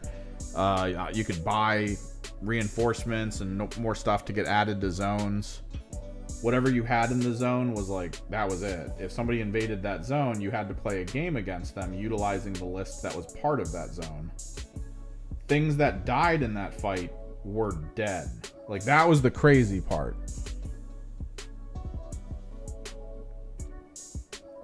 The tournament I went to, the guy was just like, I guess I can let you in, because my parents did this thing that kind of instilled my need to want to, like, be on time anywhere that I'm going, okay? Like, I have to be on time or it physically pains me. And it's all because my parents, for the longest time, were like, oh yeah, we'll get you there on time, and then I'd always show up like an hour and a half late because they were just, like, busy doing something. So I got driven to the event an hour after it was supposed to start. I walked in and the guy was like, I mean, I can kind of put you in. There's a guy who no one invaded, so like, I guess I can write it into the lore or something. And it was my army showed up late, got deep struck, or came down in like drop ships or whatever, and tried to invade an area. So the guy I played against was like, alright, this will be fun. He was so mad by the end of it. I lost, so I didn't actually get to continue into that game. But I killed his demon, or his greater demon. He brought his greater demon in because I was basically almost dead.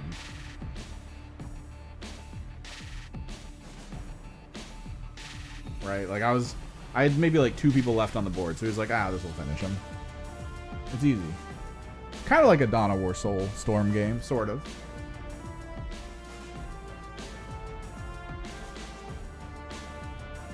He brings his greater demon in, he runs it at my sorcerer.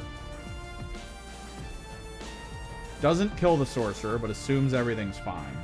The next time around, in my phase, when I can cast a spell, during the fight phase, I believe it was, Chaos used to have this attack called Touch of Chaos, I think it was.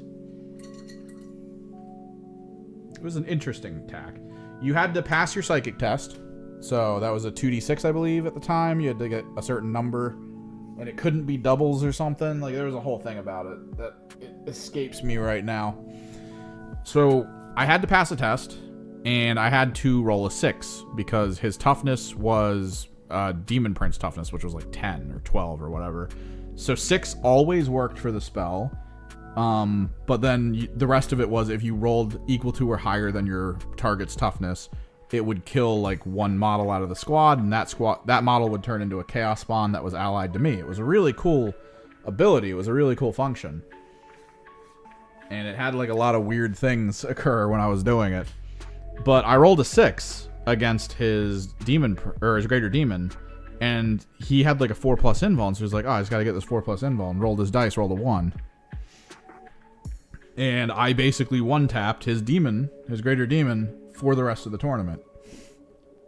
Because it was expensive to bring back as a reinforcement based on points he would get.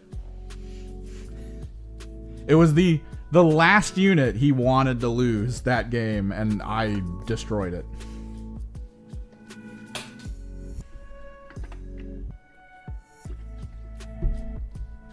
Sucks so much. Probably shouldn't have did it to him like that.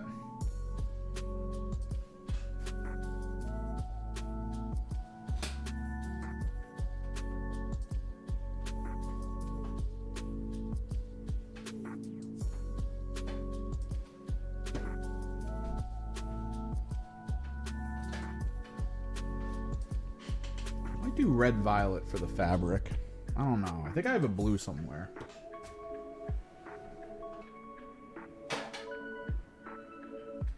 Oh, blue violet. Better choice. Maybe their skin's blue. Let me take a look.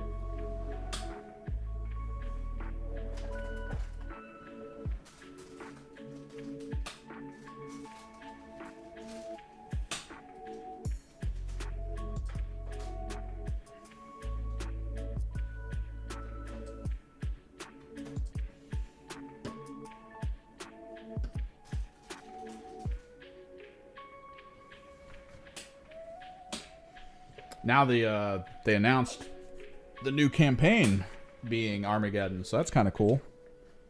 And it's chaos, so that's super neat. Right, we got to be very specific here about what components we want to be gold.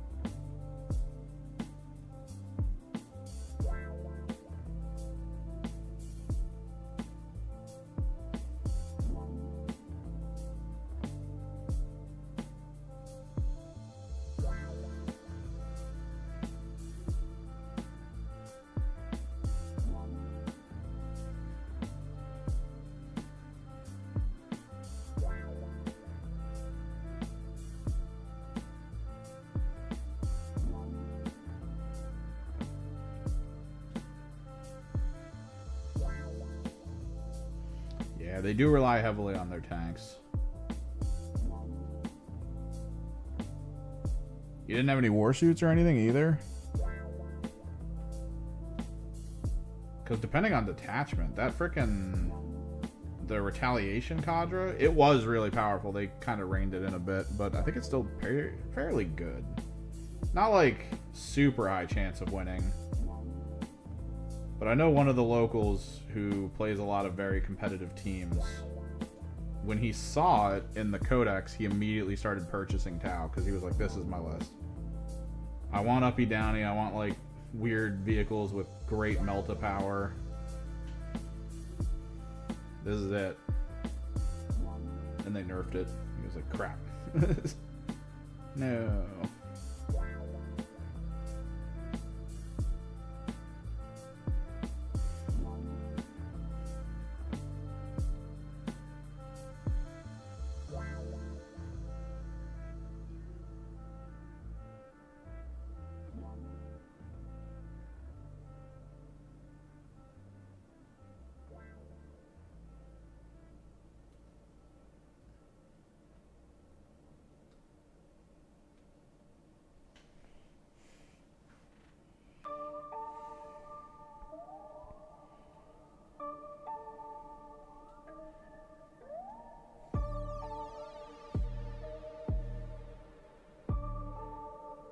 I keep hearing that we're going to be doing an escalation league at the store.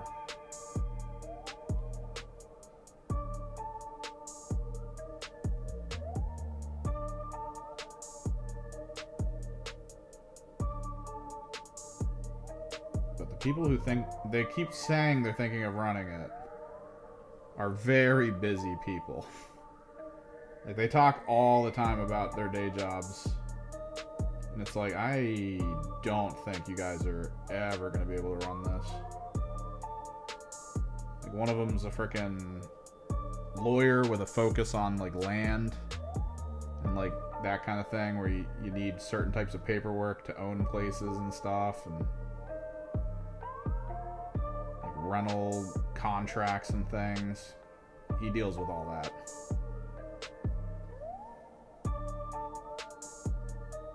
And he was like, I'm gonna run an escalation league where it's a narrative-driven story. We all start at combat patrol tier and we work up from there. This was back in February, I think he said this to us, from last year? Maybe? I don't think we're doing it. The store owner actually was, like, kind of relying on him doing that, too, because he kept saying it. And the store owner was like, well, if you're not going to do it, I have to get something together for the store. He was like, nah, I got it. Here we are.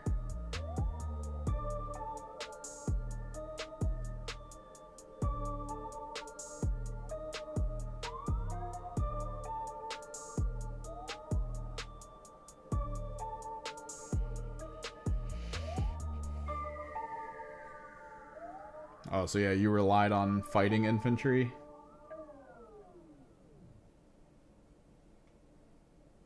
I used to be a huge fan of, like, flamer units.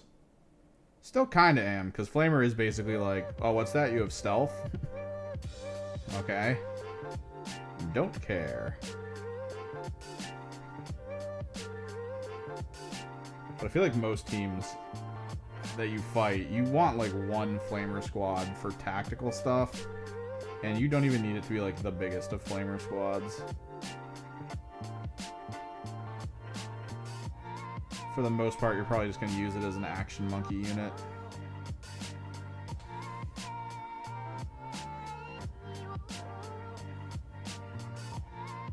And that's me saying that as a Thousand Suns player, where we have like great flamers. But it's almost a trap. Like, you'll use them and it's great, but... I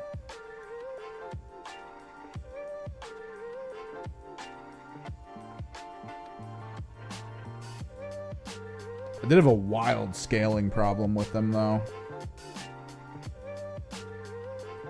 I played a game into some Space Wolves, and he had a Terminator squad that was going to be obnoxious, so I flamered it. I think I killed like one guy out of the full-size Terminator squad, and he was like, oh, this is going to hurt you. So he charged, and I overwatched, and then I killed all of them. Like, I don't know why it scaled that way. Friggin' dice game. Making me have to gamble twice.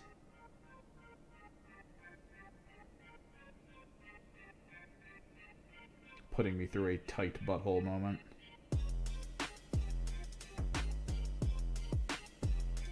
Still lost the hell out of the game. It was so late at night. I just wasn't paying attention to my missions. Kept failing them over and over and over again. Ugh.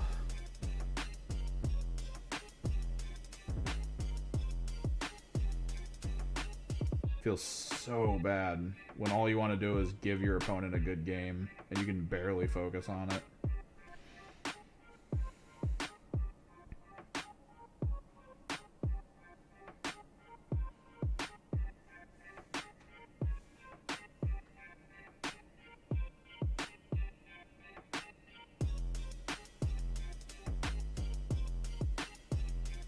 Oh wait, are you still like, how do I put this? Are you still stat line importance new? We have a lot of new players at the store that I go to, and they're all still in the stat line importance phase of their understanding of the game.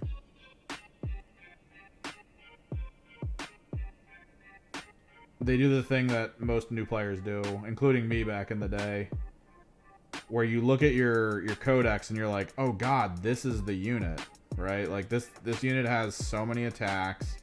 It's super durable. I'm gonna build my entire army around this unit. All my guys are gonna be this unit. And then next thing you know, you've got like 3 squads. And you're just like, yeah, this is gonna work because the stats are so good. And then you get absolutely shellacked by everyone you ever come in contact with like fodder teams.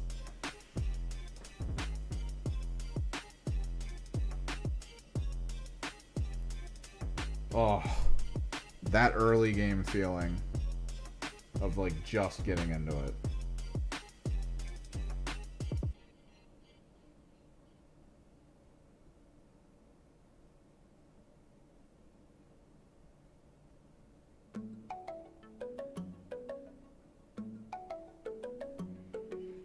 That's why we're painting these. These guys are garbage. Stat lines, the only stat that matters, 1 OC. Technically movement 10. Movement 10's pretty good. But 1 OC, friggin' 90 points or whatever they are. Oh. Yes, please.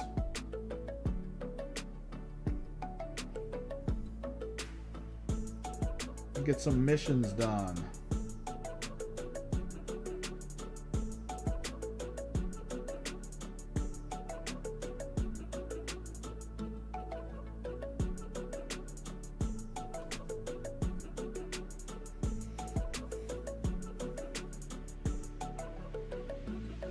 I think that's like the graduation moment for a lot of people. They either stay in the field of I really want all my units to have like elite level stats.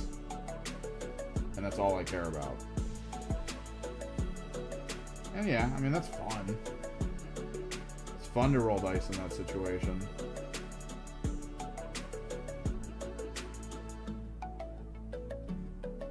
But then all of a sudden you have the person who's like, oh, let me take some Chaos Cultists instead. And that guy starts dominating tournaments. Just out of nowhere.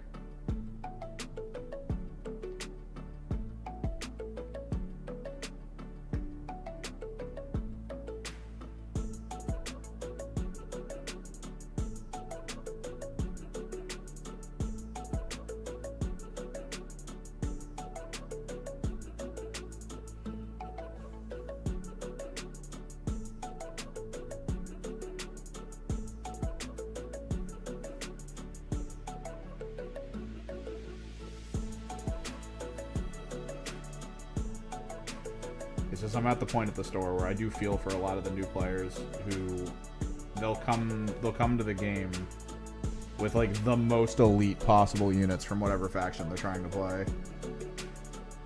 And like they just can't. Like they draw a mission card and it's like do an action. And they look at the field and every single one of their units has a purpose that doesn't involve them doing an action. And they just don't know how to deal with it. At all. And I want to help, but I don't know if I can.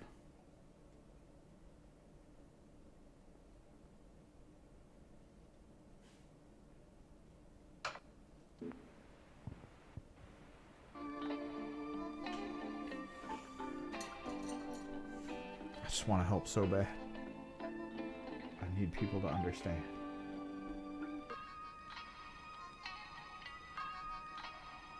I think we'll do a different color for straps and face masks. So we got like a ring here.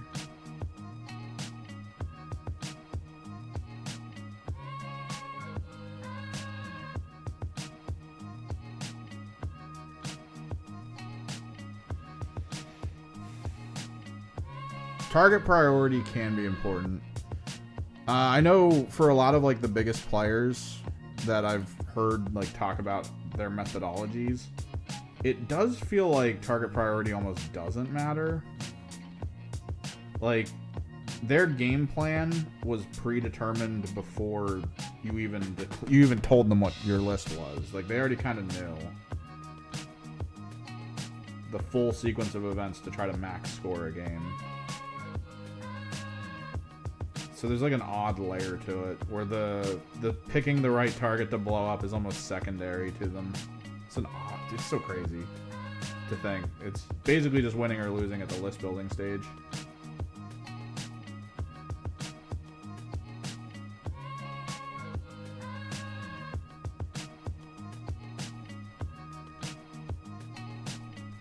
It's why I still try to build some like fun lists. I don't want to go super sweaty with the game, but even my fun lists do really well right now.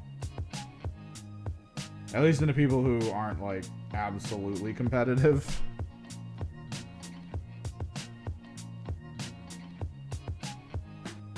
Just trying to find that balance, man.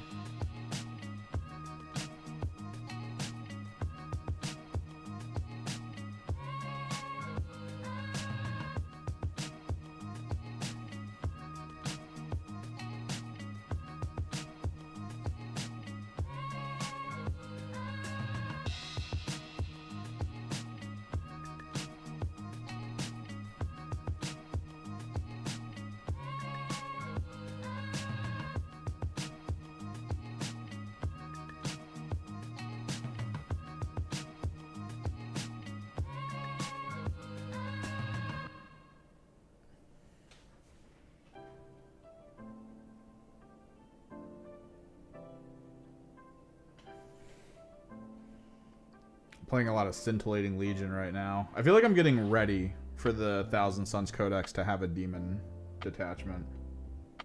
There's a very high chance I play the demon detachment, like, right out the rip. I have so many Tzeentch demons.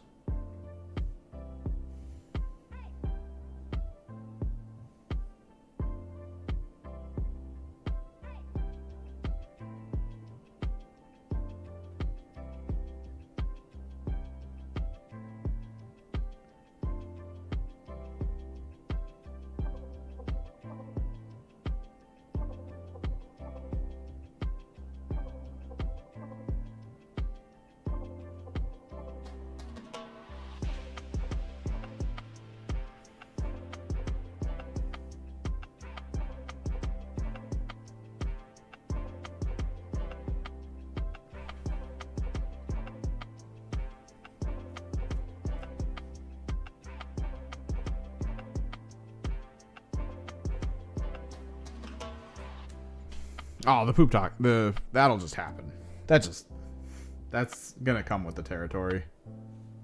Of regardless of who you play. I played Thousand Suns. I played them back in like 5th, and I picked them back up in the end of 9th. And then they came out and were really strong. I just had no idea how to play them.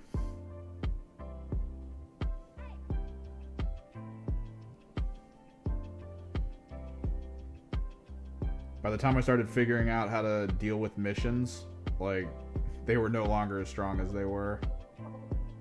Too many counters.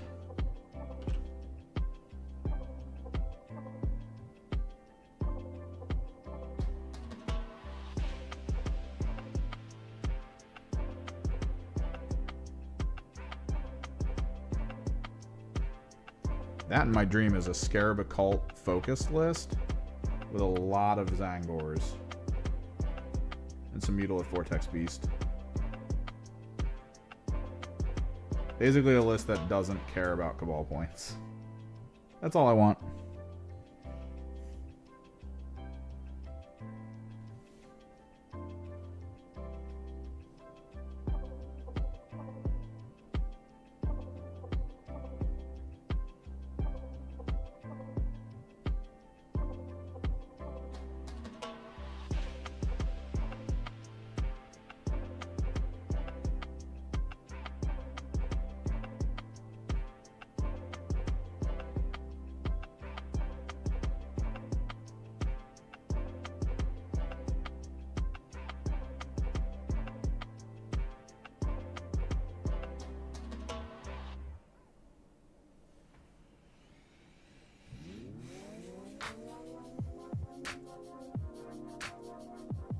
Are you into the Kroot from the Tau, or no? Just the fish people? Which is a misnomer, I agree, but they are kind of fishy-like. You ever play the old Fire Warrior game? People remember it fondly, but I know there was a retrospective someone put out to remind everyone that it actually wasn't a really good game and it wasn't a really good story.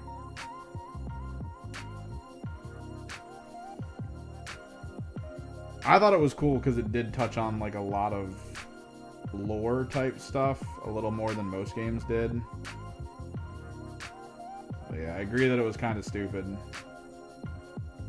Even though the game was supposed to be focused on the Tau faction, the entire premise of it was that the Space Marines were still the heroes. They were the ones that did everything that needed to get done. They had the plan from the beginning.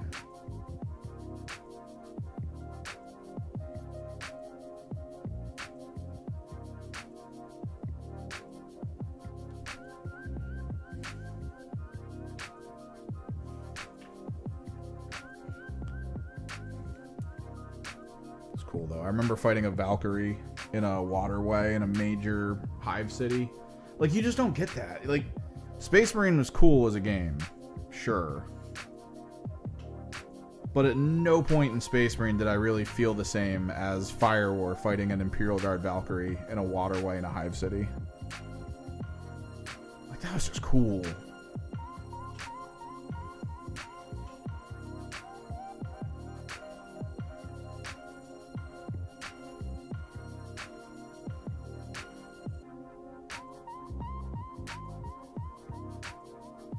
Breaking into an Imperial Vault prison.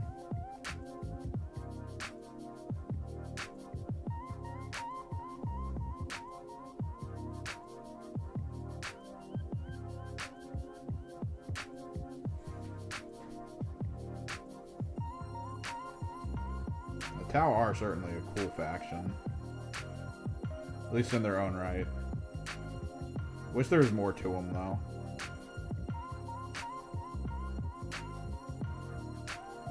I think they might be getting to the part of their storytelling arc, though, where they do start getting depth.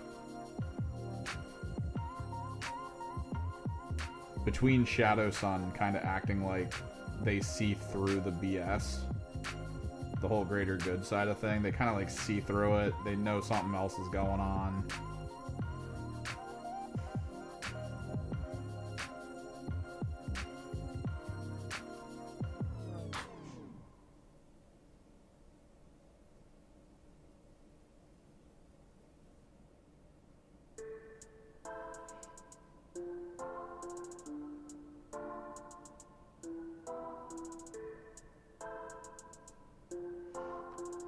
I think the biggest issue with the Games Workshop can put out, I don't think they can walk away from either Imperial Guard or Space Marines.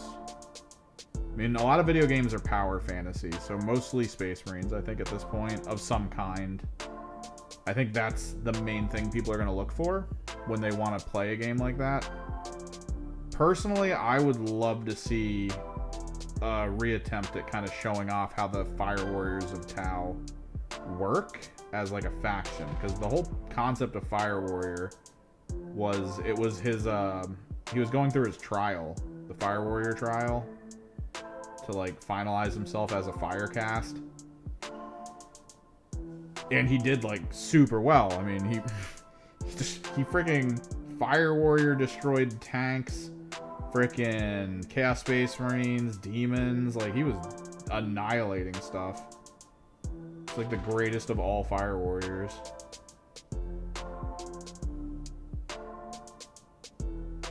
Friggin' Master Chief style. I have not. I need to look at the rules again. I need to like glance through them. I wasn't really super interested in Blood and Zeal because it just looked like Ashes of Faith all over again. Like, it's just another Ashes of Faith. It's more fodder, but they have specifically, I love the forced repositioning that the Khorne cultists have. It's an interesting mechanic that not a lot of people have in the game. Forced repositioning, I feel like, is a very strong option, because if you can pull someone off an objective and then take it afterwards, it's really good.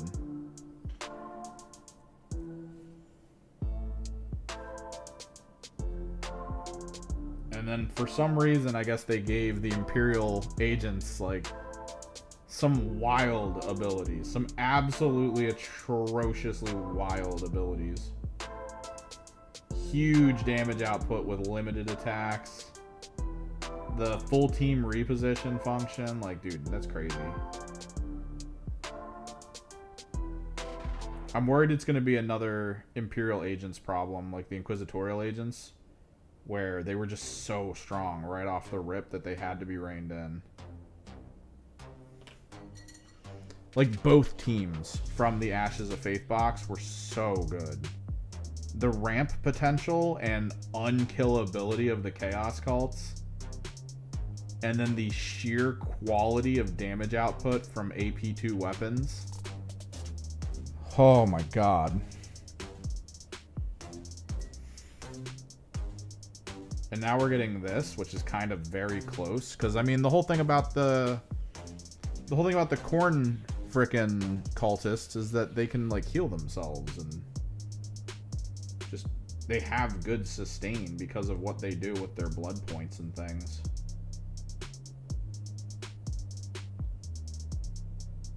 So, I don't know, man. Feels like Ashes of Faith all over again. We'll see if they get completely destroyed in a nerf. It took them like 6 nerfs to finally rein in the Chaos Cults. In their current state, they are very bad. But you could probably do something with them. You have a lot of bodies.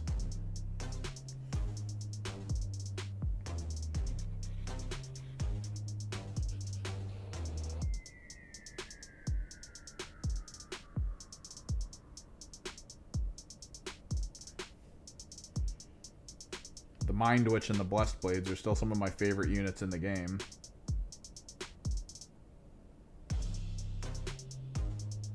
The fact that Zangors get the Blessed Blade function now is really cool. Double activating Zangors and just being able to have fun with them. They just nerfed them too, right? From what I remember. I think their healing was in a good spot before, and I said that they were a really strong team no one was playing yet. But after Astartes would get nerfed, we'd probably see more Hierotek, and then like they got immediately nerfed alongside some people like the Warp Coven and all that. Like the Warp Coven nerf, warranted. Yeah, I get it. I don't think they were going to get away without that nerf. But then when I saw the Hierotek nerf, I was like, oh, even before they could fly. No, before they were able to actually show their true colors, they had it completely stripped from them. Because now their healing's so mid.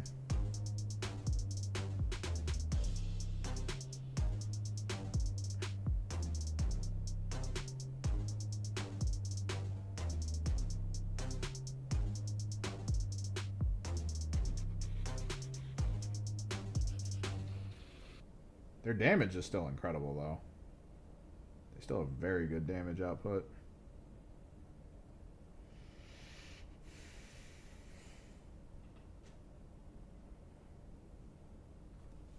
I feel like Chaos Cults could still do really good. But, like, they're definitely a shadow of their former self.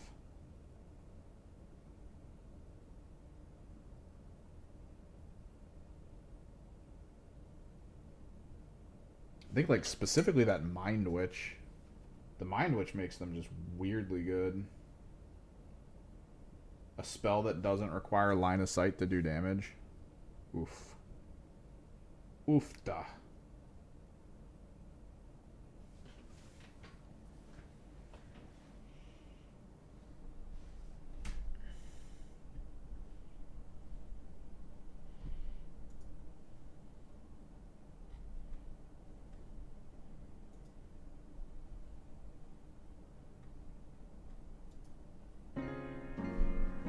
I'm kind of surprised, actually, with... He used to have a heal that enhanced the revive heal.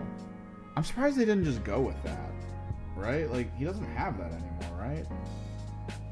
My memory?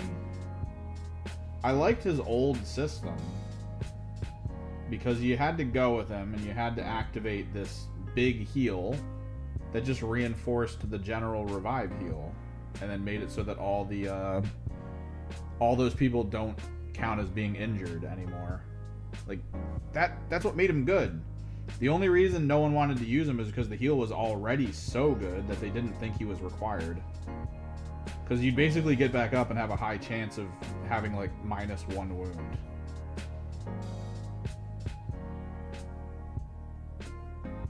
So, like, why would you care to bring the healer if it didn't really matter? But now, they could have just given him that.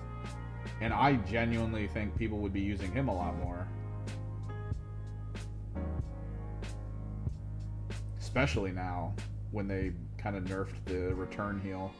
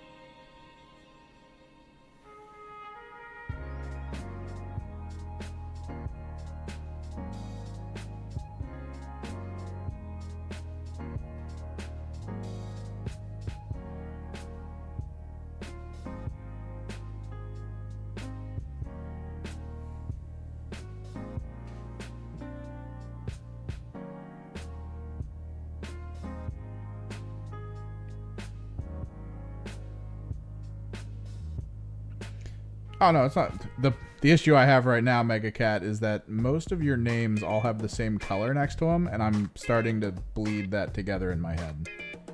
So I gotta make out actually who's talking here.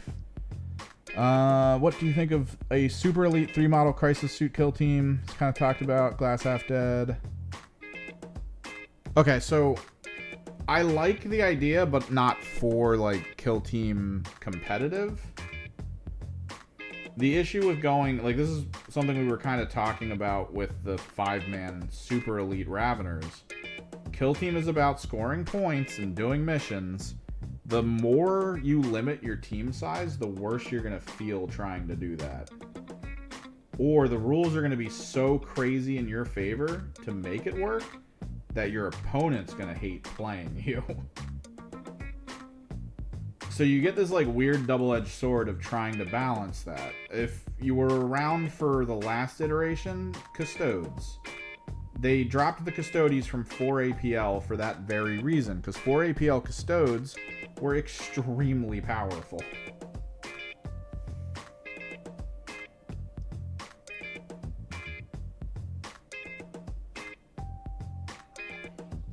Even as more teams came out, over time, it just became, oh, well, okay, I'll take 2 of Custodes, and then I'll take a whole lot of Sisters of Silence, because they're not half bad.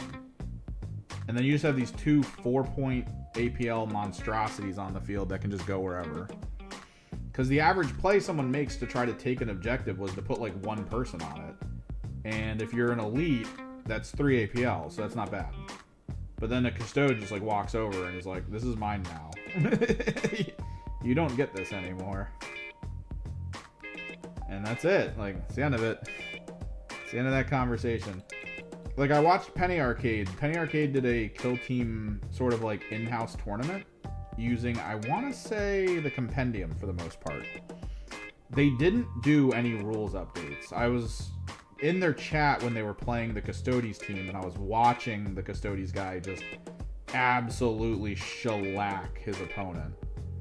And the whole time his opponent's like, dude, I don't get it. I can't do anything. He has too many action points. He has too many abilities to just use in a round. Like, I can't overcome this. And I was like, wait, you're using 4 APL? That's the old rules. They, like, a year ago, they had reductions to 3.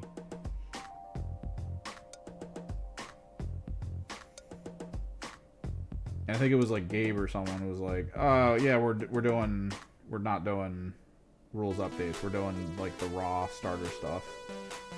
I was like, okay. Yeah, the Custodes player is gonna win. Like, this is how it is.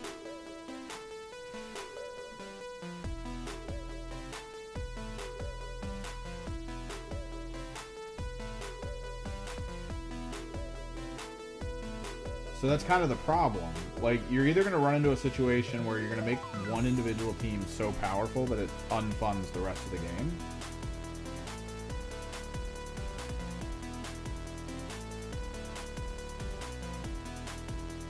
or that team is just not going to be at all interesting. I think the Raveners are going to be a good show of whether or not that's possible, right? Like, we are at that cusp of seeing whether or not at least a semi-super elite team is worth it. Because if they aren't, alright.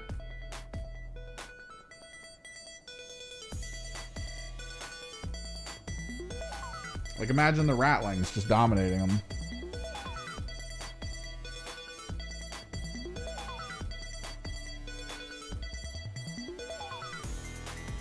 Most honest, dishonest teams from Vort. What would we consider honest in Kill Team?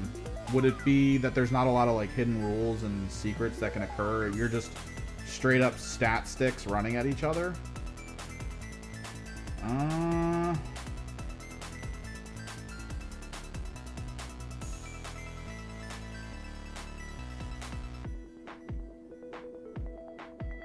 Because almost every team has way too many like side things that are a little tricky, that if you don't know them or how to deal with them, you might be in trouble. In that situation though, current Kasserkin used to be dishonest as hell. Like, old Kasserkin was just like, you have no idea, you're just gonna get trounced and you're not gonna be able to stop it. New Kasserkin is like, they don't really have any rules, they just have a bunch of guns and people. You're like, alright. I think the least dishonest thing about them is their dash ploy, but the dash ploy is kind of made honest by the fact that you have to be within a certain range of it in order to trigger it. So you as the player, I'm not taking Fulgrim in this weekend. Fulgrim's done, but I'm not taking him in this weekend for my game tomorrow. I'm trying to practice Scintillating Legion for a tournament coming up.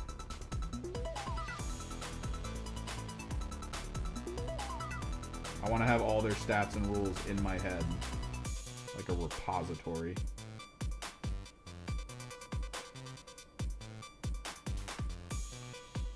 Yeah, I think Kasserkin might be... honestly, yeah, I think Kasserkin might be like the most currently fair team to play. And technically that's not a good thing, because they don't feel anywhere near as cool as they used to.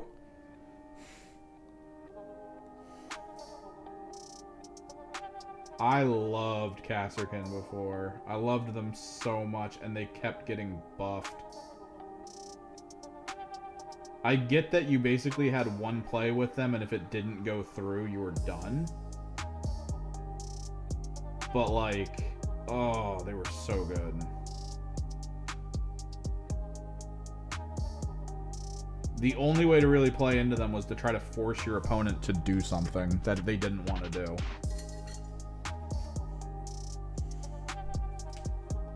Like, if you forced me to spend my hero points on things, like by giving me something that I could do, and I was like, oh, if I don't do it, he's gonna get so much stuff from his side. But if I stop it, he's gonna counter the only thing that's gonna kill him. Oh, no. And like, that's the moment. It's just make a Sophie's choice. And that's how you beat a Kasserkin player. But now modern Kasserkin's just like, you get some rerolls. Commandos, no. Commandos are not that honest explicitly because of their Grot unit. If it wasn't for their Grot unit, they'd probably be one of the most honest teams. But at the same time, the fact that they can charge from conceal is also, like, not great for balance in terms of, like, playing into them. Because at the end of the day, what you could do is, I think you could just make a bunch of Slugga Boys, right? Like, you can just go a full team of Slugga Boys alongside a Knob and just charge from conceal. You don't even shoot anymore. You're just beating people down in melee. And depending on where your opponent positions, they'll beat you down in melee and then be in cover in conceal against anything coming back at them. Like, that sucks.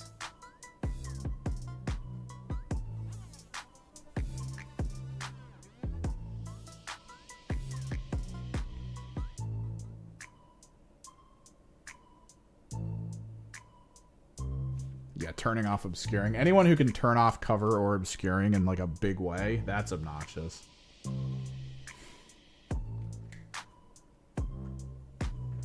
Caster can have some function for it, but they have function with it with guns that aren't that impressive, is the thing. Like, their guns are okay, but when you combo it out and you're like, yay, I can open fire now, it's like, their sniper's probably one of the least interesting snipers in the game. I mean, they've got a plasma and a melt-a-gun, and it's like, alright, that's fine.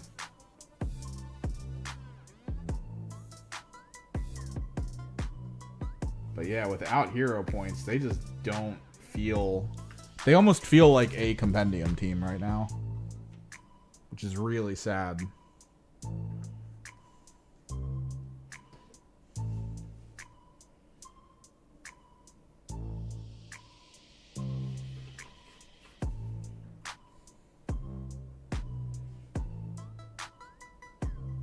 I need that frickin'... They need to put out the combat patrol. My Emperor's Children are almost done. Why did they have to release Thousand Suns for 10th edition right after Emperor's Children? My wallet is gonna hurt so bad. It gonna hurt.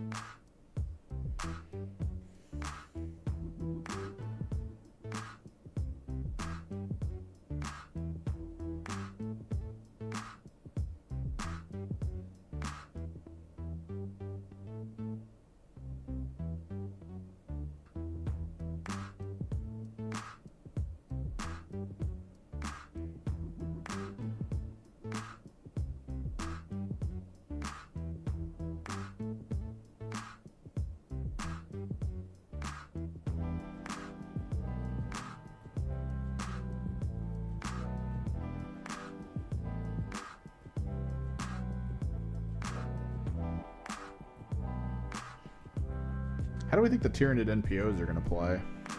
Do we think they're just going to be like little stat sticks that revive off the table edge pretty consistently?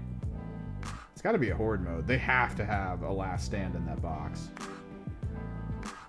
If they put that box out without a last stand option, they made a massive mistake.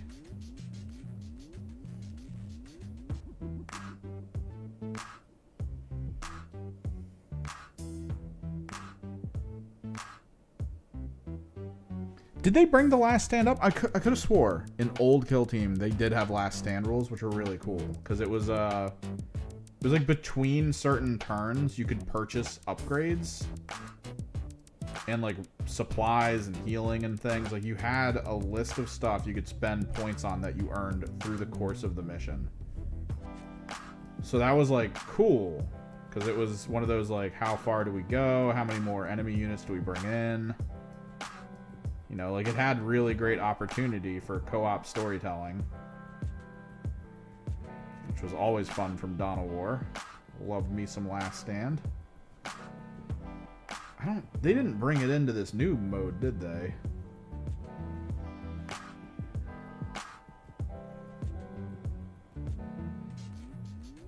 Maybe that should be something we figure out. Create rules for a Last Stand mode. NPO style. They better have it in that box. It needs a couple things. It needs randomly generated situations, right? Like it needs, oh, the roof collapsed, so this happens. Like you lose this area of cover.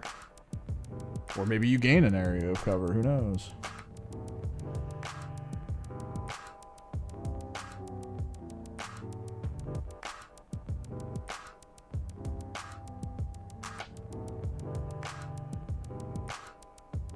Allied gunship. you can choose between unit activations to use one of like 4 attack options from a gunship nearby. Kind of like how the Elysidian gunship works.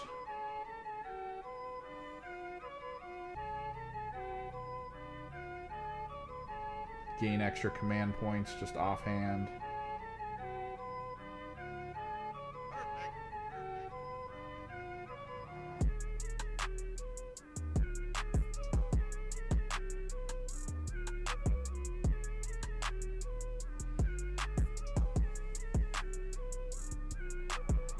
Yeah, I think Hunterclade would be pretty honest, because you have to declare their upgrade, right, for the turn. So there's a level of it of like, I'm gonna be able to sprint or whatever. Like, I get this extra distance, or I'm this extra durable. I think the least honest part about it would be your opponent assuming you're not gonna do it, and then you do it, and it somehow changes the overall strategy, which I don't think really happens a lot in that situation, right? Because if you're playing really aggressive, it's like, I'm going to assume in the following turn you're going to do something specifically for melee. That's just going to be something I have to assume.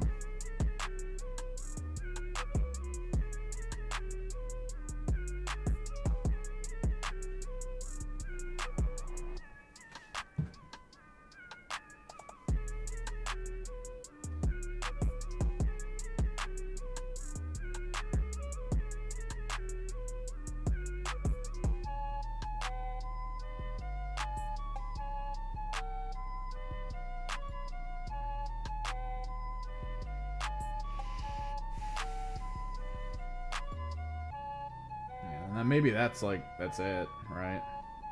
It's probably fine. It's probably not enough to really consider them to be brutally, oh, too many gotcha moments. Oh, I forgot that gotcha moment kind of situation.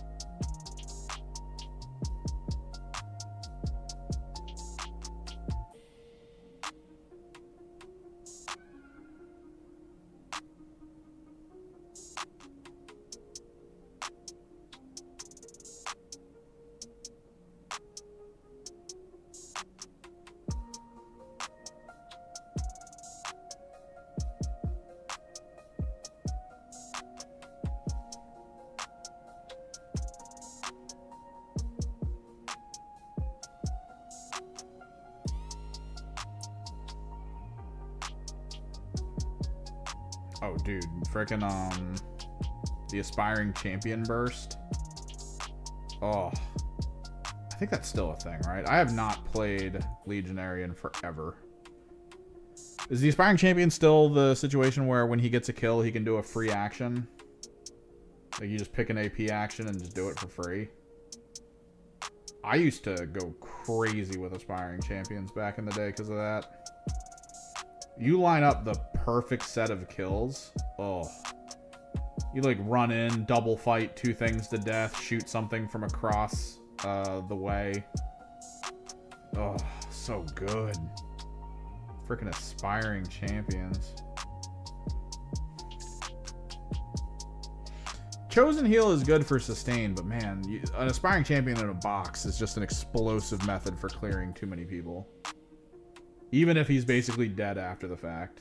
It's like, well, you've lost 3 units to me. So. They were all your front line. All you've got left is your sniper and your backline gunner. So, you gotta come up here with them in order to stop me from scoring all of these sweet, sweet points.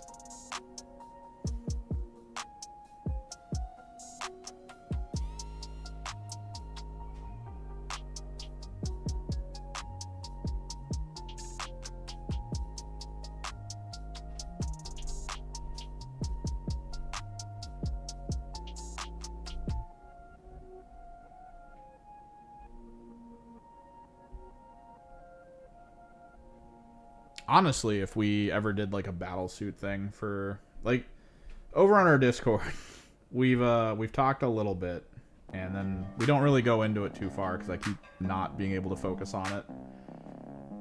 We've talked about the idea of doing like boss battles, like NPO boss battles and stuff. I could easily see like a really well statted, souped up stealth suit type situation where maybe there's even a chance that after a stealth suit does something, you have X amount of time to attack it before it even just gets picked up off the board. So we treat it like maybe there's a mechanic where they vanish, but you can attempt to find where it is. That way you can, like, if it goes stealth and it maybe is almost dead and you really want to try to finish it off rather than let it pop back in and harm someone, maybe you spend like a little bit of an action to try to like pop it back out. Stealth suits used to exist in Kill Team from the Compendium team. They weren't the worst, but they weren't the best because they had too low APL to my understanding for what they were. Their whole premise was they could basically just do stuff easily while in conceal. They were really just mobile and good. But if they wanted to shoot, they had to come out of conceal, and like they kind of lost too many of their better elements when they did that.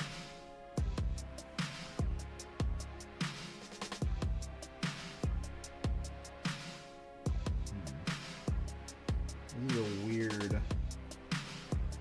weird antler part. No, yeah, if they had 3 APL, they would have been a very playable, decent team. Not overpowered, not underpowered. I think we talked about this before on a stream. The way you actually bring them up to specialist standard is by giving them like interesting gun mechanics where maybe they take like specific upgrades to each of their individual weapons to try to match the opponent that they're about to go into.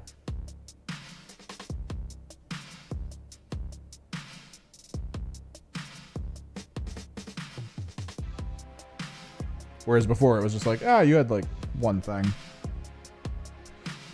They didn't really do much with them, but there were still tournaments where people would walk out the other side with Compendium team victories. I think it was Plasma Spam at LVO that walked out with Tyrannid in like top 10 or something.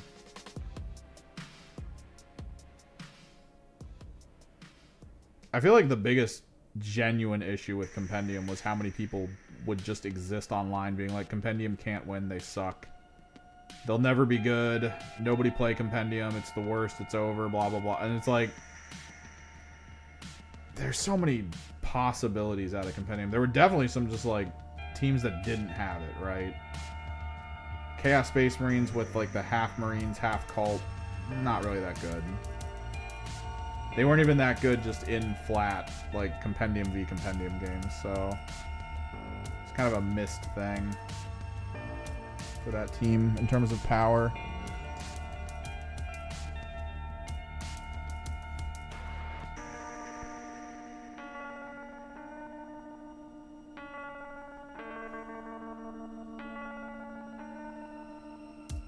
But even with the reduced APL, there were still people winning with Sisters plus Custodes teams.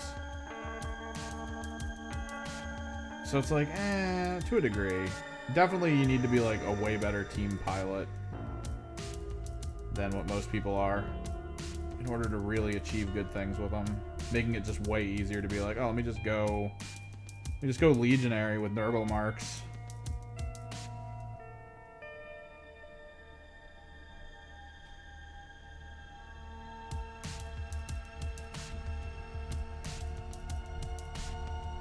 Let's play all these different teams that we think are completely statted to be better than every other team so that we can all go to LVO and lose to the Commandos. Every time.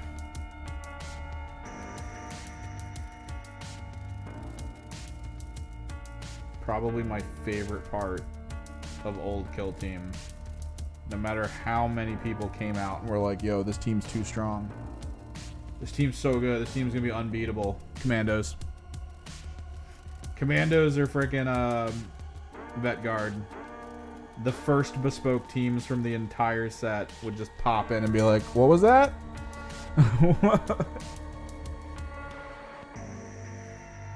Who's strong? Oh, let's try that out. Let's test that theory.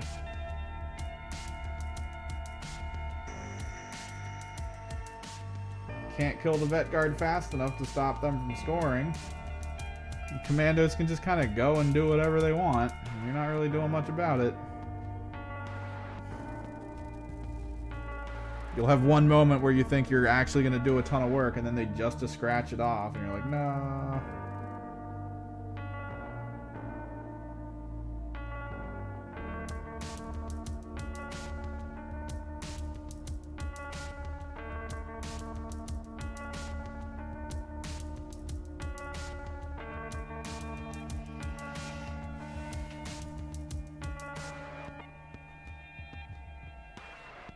Well, the one guy that played him still played him and still like beat everyone with him even after the nerf.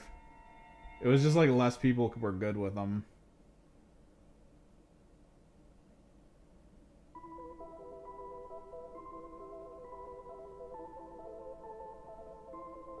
The big issue at the end was just the chaos cults at that point.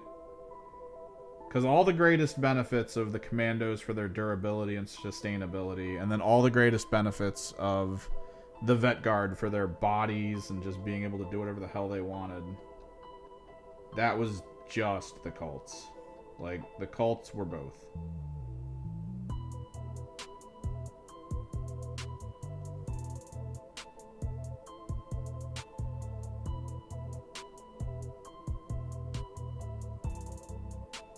And it is very hard to deal with the best of both worlds that were dominating the endgame competitive scene. I loved cults so much too. I started playing them when we got the Ashes of Faith campaign. And then at some point when I was playing them, I was like, oh, these guys are really fun. And then that thought went from, oh god, these guys are really powerful. Because they were a ramp deck. They were a green ramp deck from Magic the Gathering. That was all they were. And I was like, oh, this is unique. It's cool that they were able to get this mechanic into 40k. And then I realized just how effed up that was.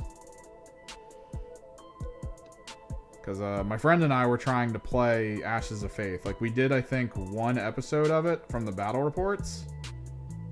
We recorded 3 other episodes. I think I went to our buddy's house and we just hung out there for like a weekend. And I recorded 3 more episodes of Ashes of Faith while we were out there. And it was just episode after episode of me dominating his team. Like, he couldn't do anything about it. Every time I ever got to a point where I would like run in with weak units, I would make sure that there was no way he could kill them. And that I could do a little bit of damage to him so that I could evolve them and full heal them. It was so stupid, dude.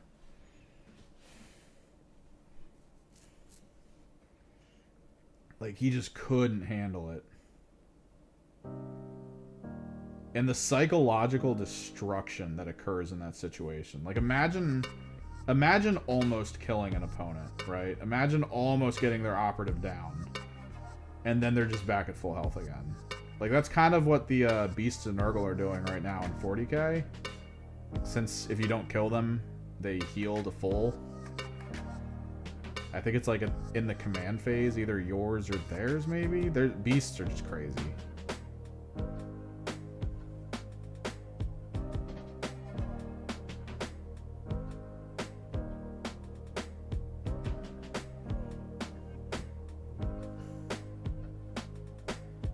After playing as long as we did, I was like, I can't, like, I couldn't post those videos up.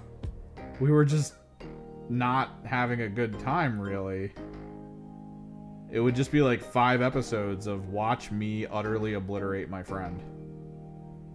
Every single game. And it's like, I don't want to do that. Sounds terrible. Like, I felt like the battle reports were supposed to be a place where you guys would get to experience like almost cinematic play, right? Like, oh, the thing he did here that made this work, oh, that's a great moment. It's like the storytelling of it. And instead it was just like, watch me beat down an Imperial Inquisitor agent team for 5 episodes. Like, I was adding up the scores at the end because the whole point of it was to try to control an entire Hive City, and I was so far ahead. Like, there was no coming back. It was just mercy rule at that point.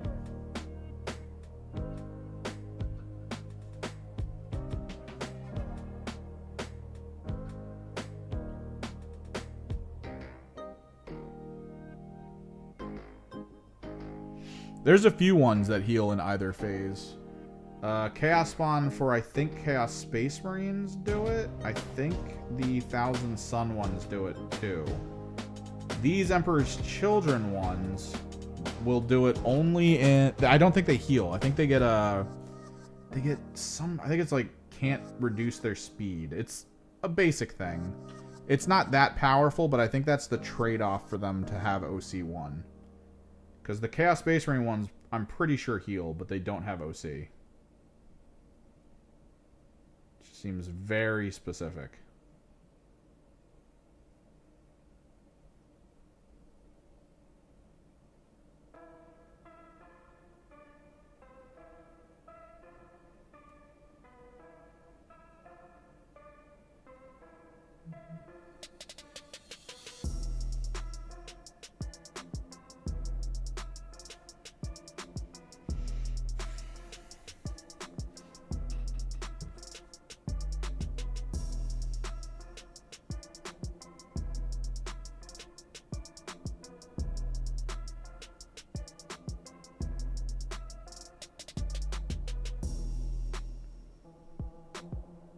I'm really gonna have to hunker down this weekend and get that video done. I want it out by the end of next week.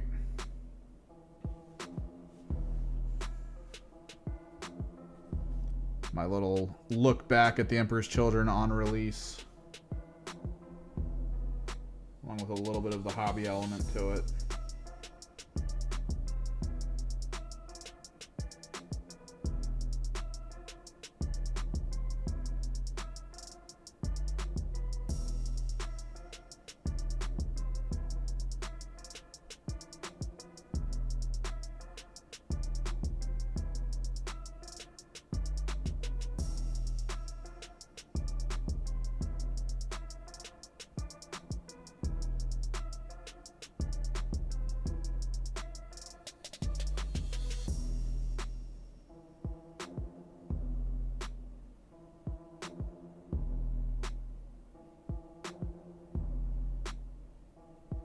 Basically, I get the outcries from a lot of the community as to like, oh, why don't we have a lot of units?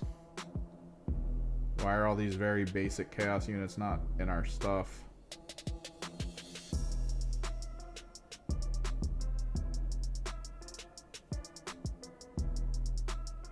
Like, I get it. Up until now, most people were playing Emperor's Children by playing them as a small detachment in a Chaos Space Marine army. So you kind of got used to all those Chaos Space Marine vehicles and bikes and all that fun stuff. And now you just don't have access to it, and that really sucks.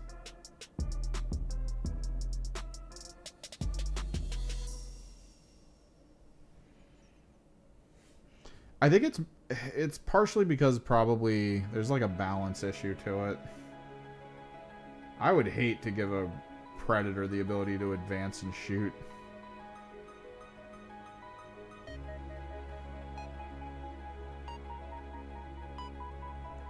And if you look at the transport frickin' detachment, there's so much built into that transport detachment that's like, oh Jesus, if we had Predators, oh my god, not even like the uppy downy part, but just like having a unit nearby that can blank damage once a turn.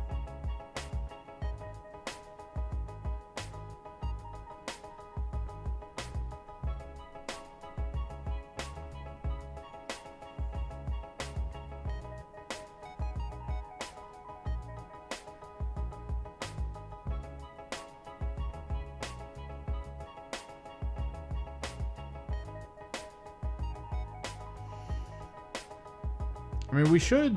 we have to see what happens, but we should be able to put our Noise Marines in Chaos Space Marines. So, like, you can kind of play it. It's just going to change stuff. I do agree that Space Marines get, like, a lot of crazy benefits. With a lot of adaptability. I mean, they are the poster children. They do have to be there for all the new players who immediately lean into them to have, like, access to good stuff.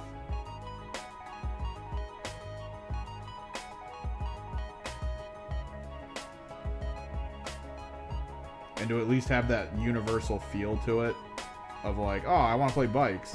Oh, I have bikes. Cool. Oh, I want to play dreadnoughts. Oh, I have dreadnoughts. Cool.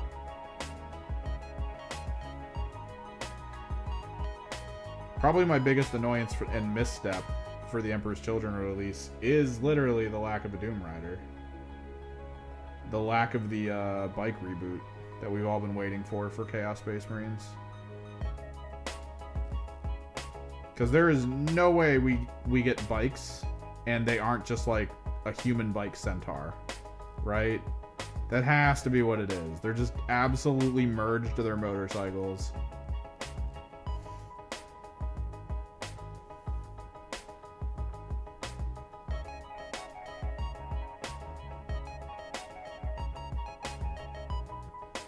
They have demon in their keywords.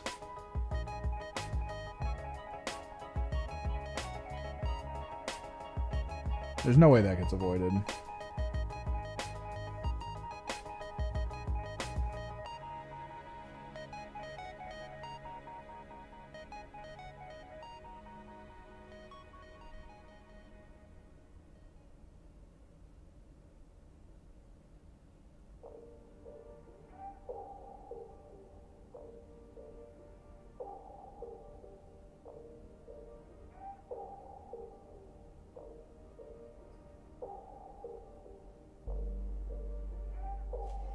Maybe they even go so far as to not even call them mounted. Maybe they consider them to be like beast or something. How crazy would that be?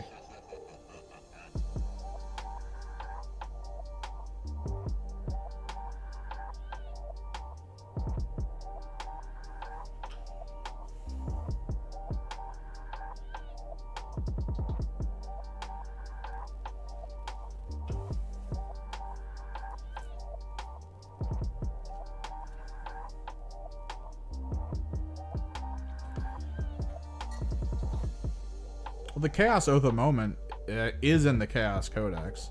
I know they're trying to make us like stand out a bit too much. I know a lot of people don't build to stand out though. Because one of the better Chaos Space Marine lists from this last year was like hundreds of cultists, Abaddon, a Noctilith Crown, and like 2 Predators. And I think that's kind of what they've been wanting us to do. I mean, you take a look at the Chaos Space Marine Codex, and there's so many detachments that are like, hey, how many fodder units do you want to bring? We're going to give you all these benefits if you take fodder units with maybe a couple Chaos Space Marine squads. And it just smacks of like, they want us to be mostly cultists with a couple Chaos Space Marines.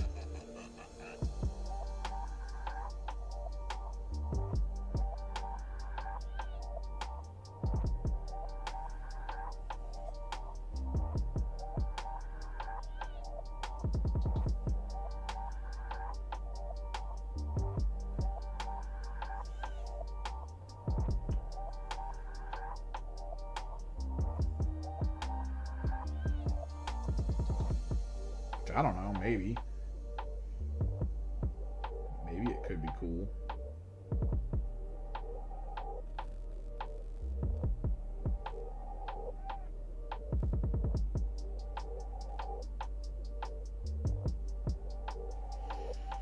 It would hopefully give us like an actual fully different flavor. Because like right now, Chaos Space Marine versus Space Marine just is like, it's a Space Marine army, but it's like slightly spikier, so you're going to hate moving models.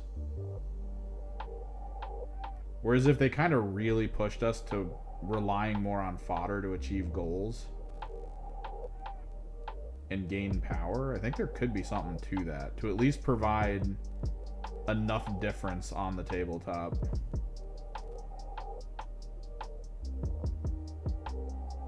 But I feel like a lot of fans of Chaos would end up hating that.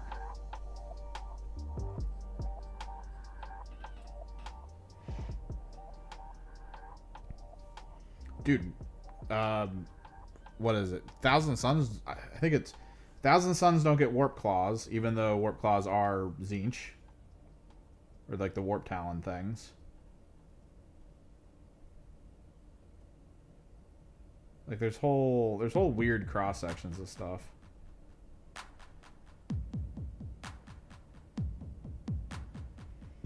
It's not even really restricted to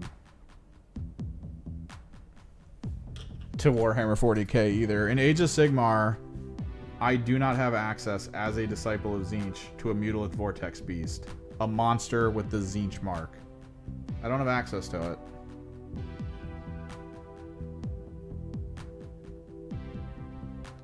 I think I don't have access to the Sphinx one either.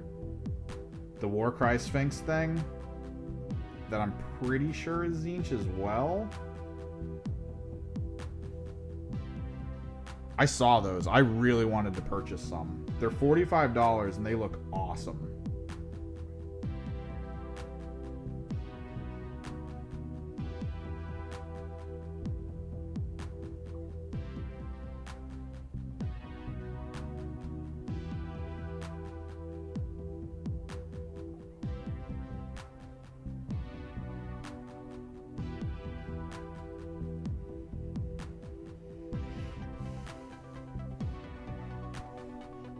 Well, before I could barely use Mutilith Vortex Beasts. I think there was a way, but it was like awkward, where I wouldn't get like any of the rules for it or something.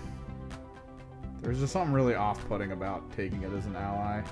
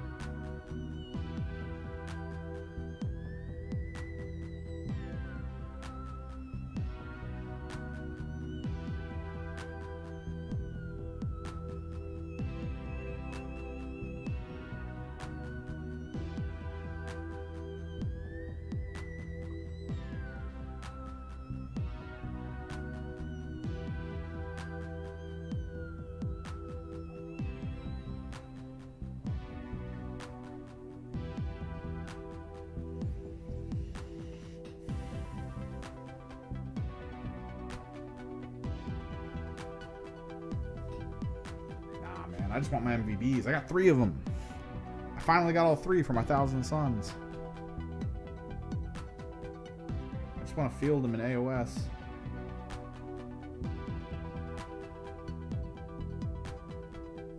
Literally the reason I play AOS is because I basically at that point had fully collected all my Thousand Suns. I had a ton of Zangors.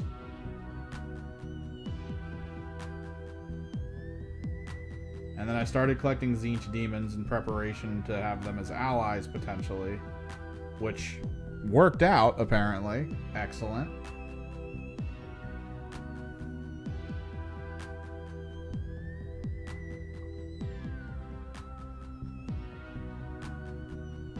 And then I was like, yo, let me play AOS. I got models.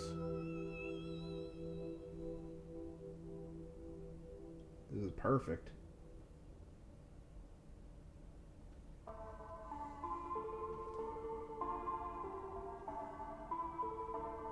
don't know why they had to separate the models I actually wanted to use.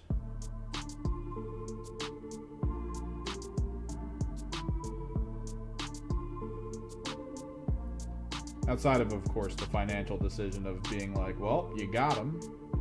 Go buy some Slaves to Darkness. Do it.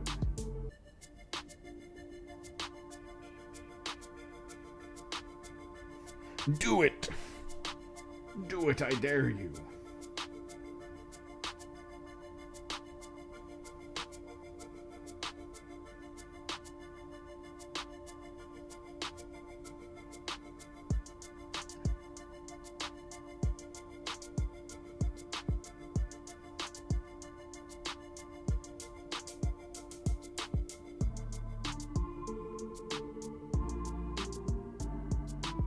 I invoke no balls.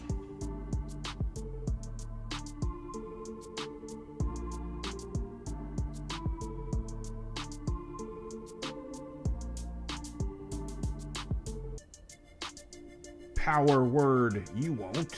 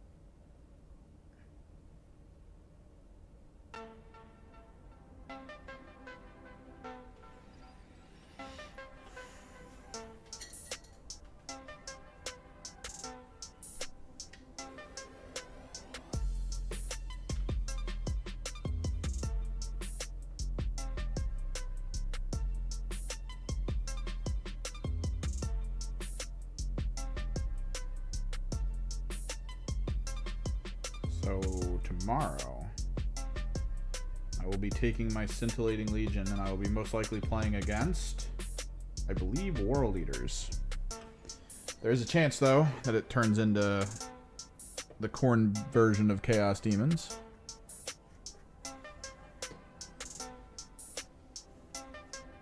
How do you guys think I'm gonna do?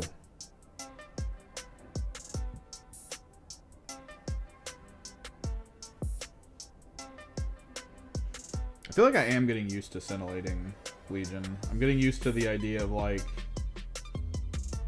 how do I put this? The goal is to not kill things.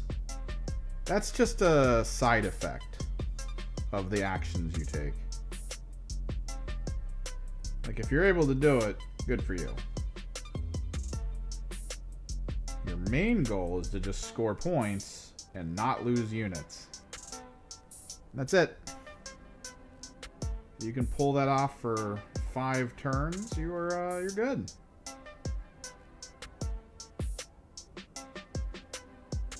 You're gonna have a good time.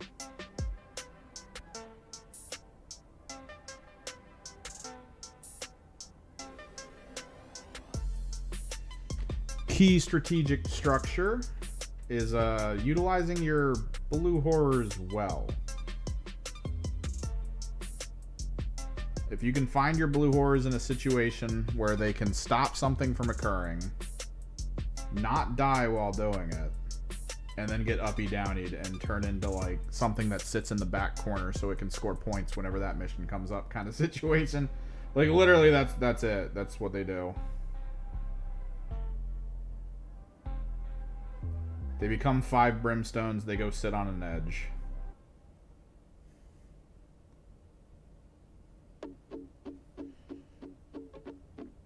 It's like a feel no pain with extra steps.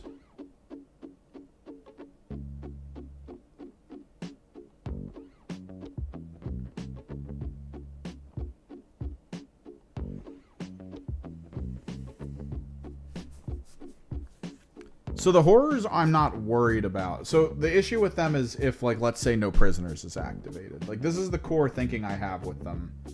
Is I can either just be like, look, I don't care. They die. Oh, well.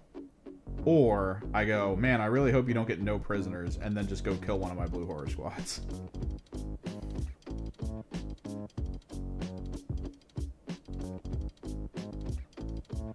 Interestingly, because World Eaters are elite, one of my defensive melee options actually plays in, right? Against teams that don't have good attack for, like, hit stats, my defensive option is kind of meaningless in melee. I get to roll a dice, and whatever that dice result is, if you roll it, that's a miss. It's basically -1 to hit. Well, the extra steps. If I roll a 6 and you were really relying on your lethal hits or sustains, guess what you don't get?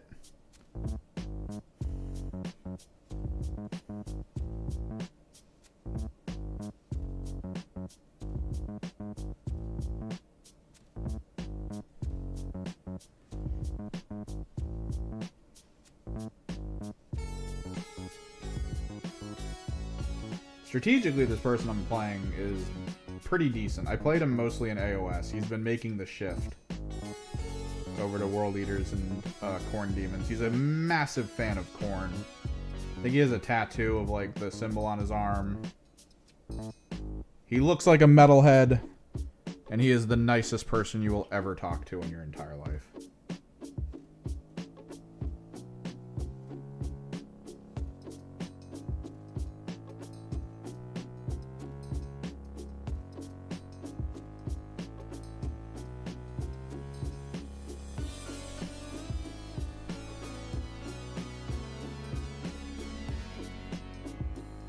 How much Tau do you have collected? Have you been thinking of dabbling in the Kroot list? Because I know that's what, that was something they were really pushing with the launch of this codex, was the rework of the Kroot. Because Kroot were kind of a Tau favorite for a lot of people.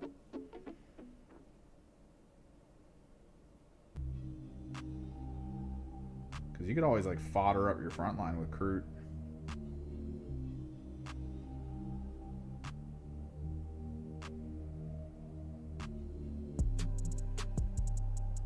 One Kroot. One.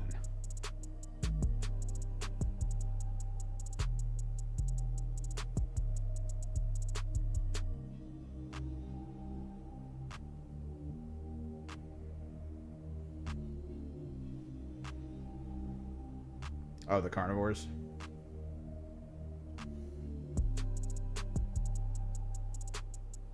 I think a lot of people try to use at least one squad of Vespid after they got re-released, because the Vespid are like drop down, do a mission, and die.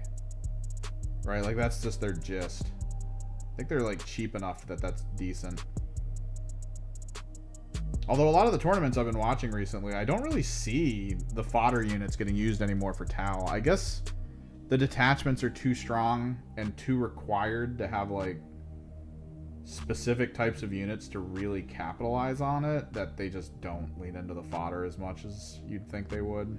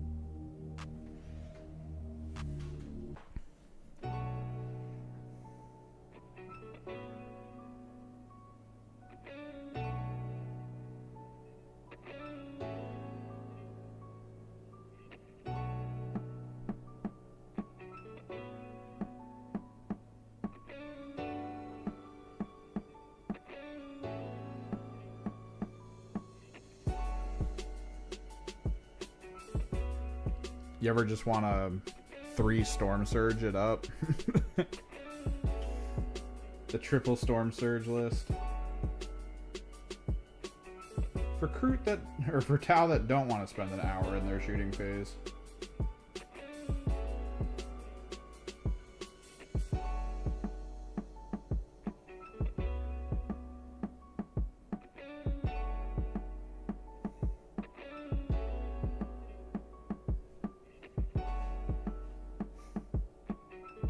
What's the other one? The Forge World one? The 4v4 tournament I went to, someone brought one.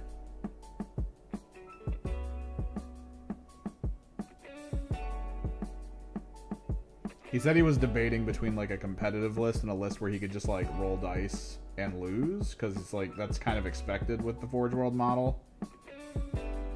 Like most giant mechs in this game, or giant models, the biggest weakness they have is if your opponent has experience into something like it. Because if they have the experience, then they're like, oh, I don't have to worry about this, so I'll just focus on this over here and I'll do this thing, and this person just won't have the ability to do stuff on the field, and therefore I will win. I think it might have been the Supremacy.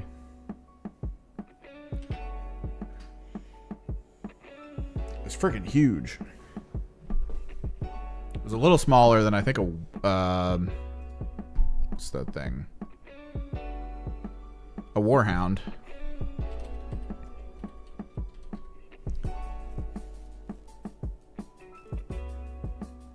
Oh yeah, that was it. Are there two variants of it? I think this one had like the missile rack. Oh, the Taunar. I think, yeah. Hang on.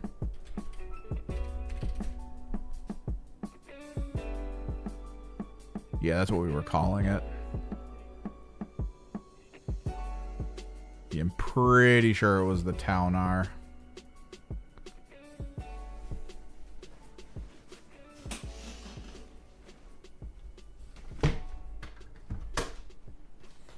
Close my window, getting cold.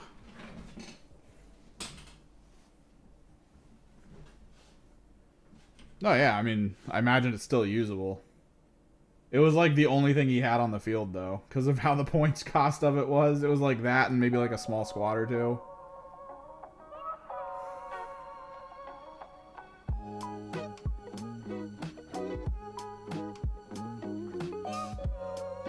I'm really hoping at this 2v2 tournament that I'm planning to go to that I don't like succumb to the pressure and fatigue. I've been working so hard on myself with the whole, like, I'm gonna pay attention and score points and have a plan as I leave the command phase every single time. I've been pushing myself for that, but I still catch myself, like, turn 3, just being like, alright, let me draw cards, and then I don't even read the cards. I don't even know what they are. I'm just like, alright, I got cards. Alright, I'm gonna go for this thing. Like, right after I make my charge rolls, I'm like, oh wait, what were my missions? Oh, if I just didn't move from that side, I would have scored 10 points. I'm an idiot. Because it's bad when you're at like a general tournament and you feel like you're not providing your opponents like a worthy enough adversary. It's even worse when you have a teammate who's like, dude, I drove out here to try to like win a tournament. What's going on?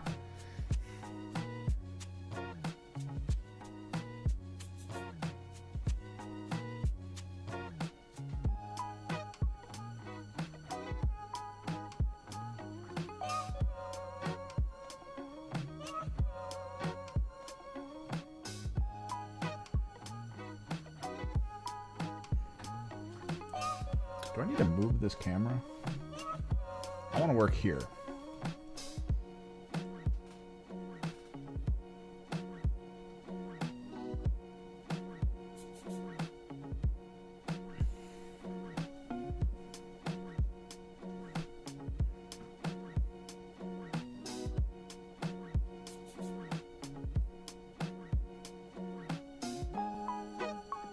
Nice.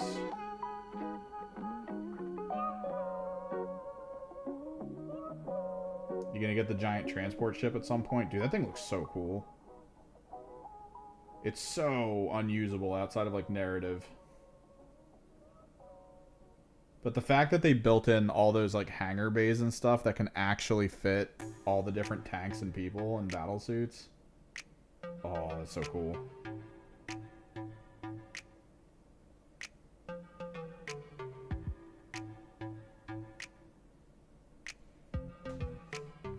Yeah, but I mean, if you're not going to a tournament... My buddy has 3 Tantalai. I will 100% let him use them if we play against each other.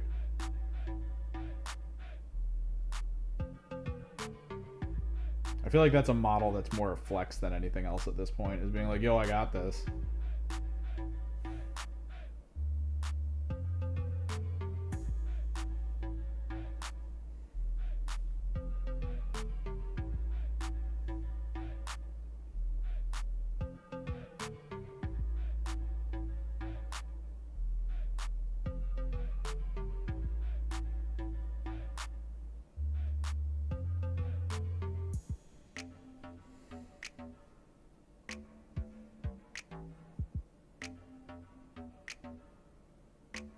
I think the only cool super vehicle we have in Thousand Suns is the Thunderhawk. I think that's the only one they gave us access to, if I'm not mistaken. I wanted drop pods, dude. I wanted a drop pod I could put like a bunch of frickin' like rubrics in and just pop out of a drop pod. But nope, we don't get those. They have one at my local store from like maybe 8th edition. It's just like an old drop pod box.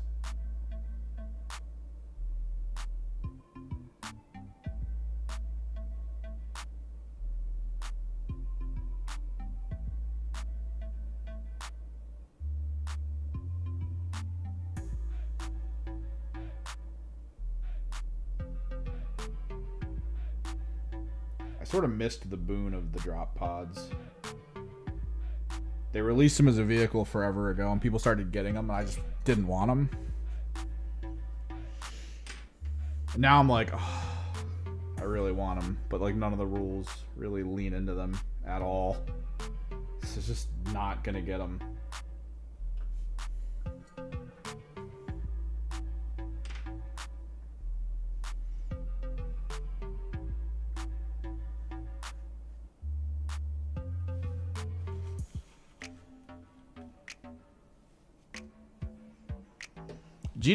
I feel like, okay, we're at a point now. My buddy's been talking a lot to me about War Machine, and I know that Privateer Press like sold it all off to another company, like Steamforged.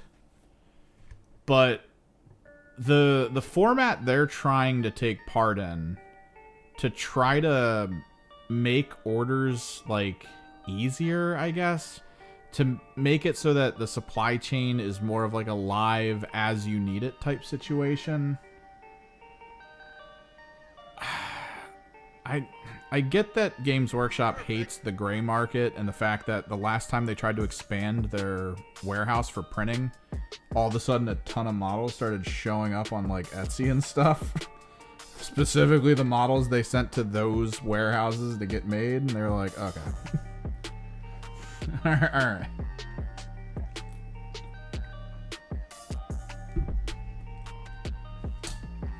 But at the end of the day, I mean, their format for how to get stuff made is definitely archaic and might need to be looked at.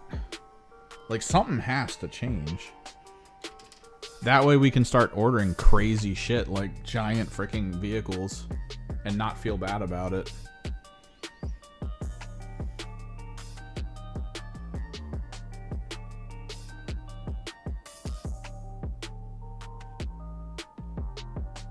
Like, something supply chain has to shift.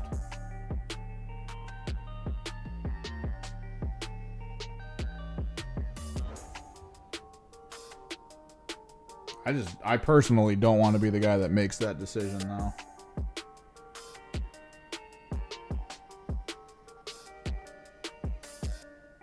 Because I feel like whatever they choose is going to end up being a bad idea.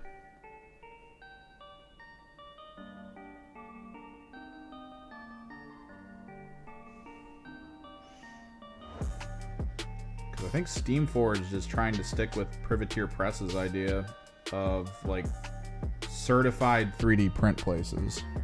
It's groups that they sort of vet and make sure that the product will be, like, looked at, and it's sort of like if you send out a bad product, if you get too many complaints for a specific vendor, like that vendor's license will get pulled.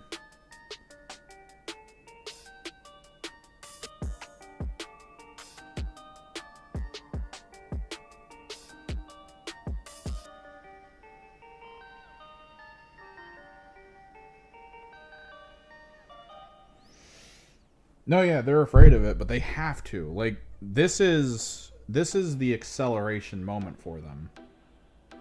Like, they haven't really grown this fast in a long time.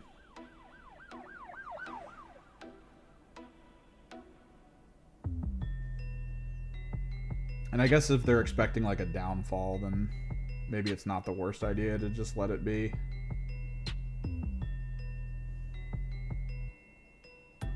I would just hate to be worried that, like, an eventual downfall of interest is literally because of the lack of risk at growth.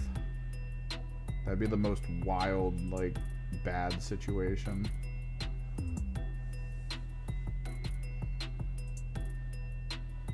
And I gotta say, the new models I'm seeing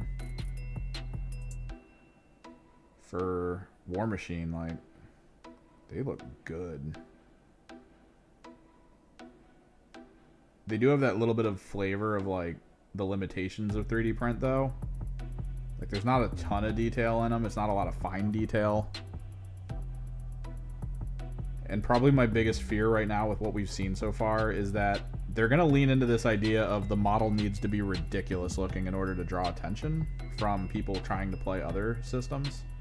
Because my friend linked me a bunch of the models that he was like, oh, these look so good. I'd hate to paint them. I would hate so much to paint those. The ones he linked me. It was like an angel frickin' mech that had like 20 different wings. All different like shapes, sizes with like interior details. Frickin' so many different layers of its armor. It's just too much. So much at that point.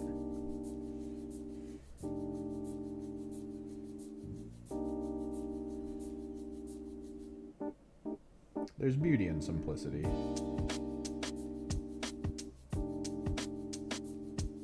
Also a lack of feeling of being overwhelmed.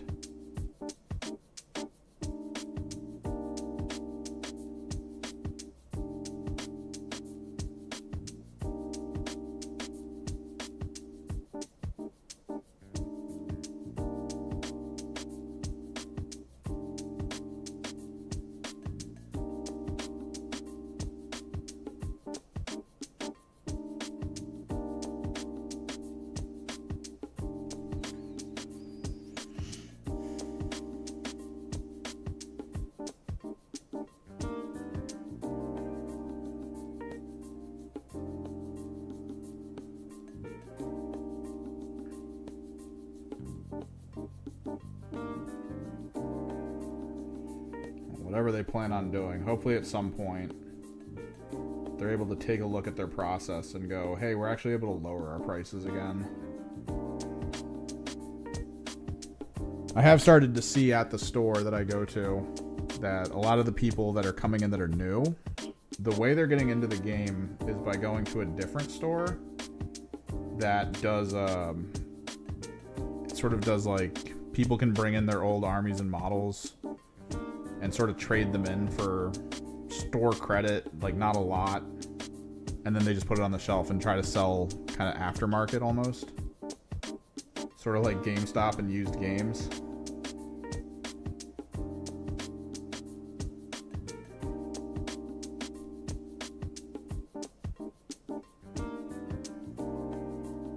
And I mean, that's not super beneficial to G-Dub's bottom line. And then the people that don't know about doing that, and that being a way for them to get in. Well, they raised the prices before the tariffs occurred. Like, they gave the something like 15% increase or something shortly before.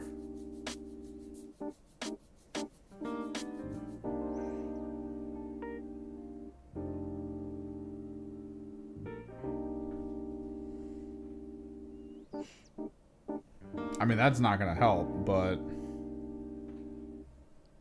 if they could just get the general price down, I think we'd have a pretty decent shot at trying to bring more players in. Because even recently, like, I try to frequent the store. I try to be helpful to people that come in looking to maybe pick the game up. And it always feels like once it gets to that moment of like, oh, how much does it cost? And we try to lean into that whole like, oh, you could start with, figure out your army, start with your combat patrol. There's a lot of people here that love playing the smaller scale. They love playing combat patrol. And then they see the price tag on the combat patrol and they're like, ugh. It's like, oh, geez. Yeah, that was it was like 2 years ago that they were just like, yeah, there's a 15% price hike incoming. And everyone was just like, what? And it just happened.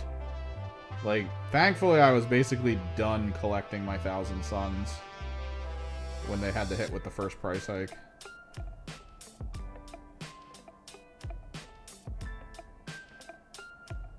But now Emperor's Children came out. Weirdly, it feels like the battle boxes still kind of exist in a cheaper fashion. I think they're trying to get people to move over to buying like the larger collections of stuff. And not so much like the single boxes. Because dear God, when you see a Kill Team box for like $80 for one team, and then you consider the box with 2 teams in it and a bunch of like terrain and extra stuff for like $120, it's like a no-brainer.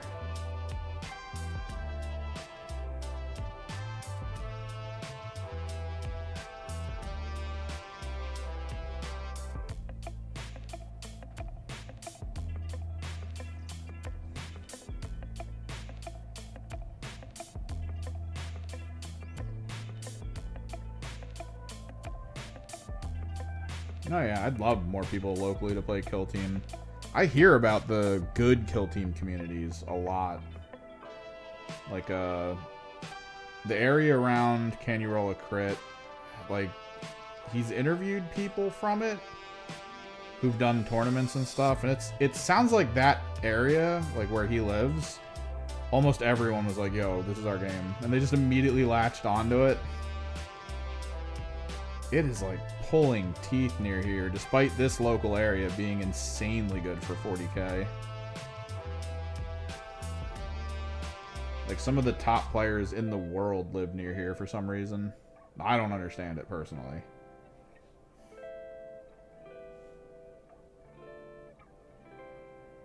Some of the top players, some of the top teams. It's like all local.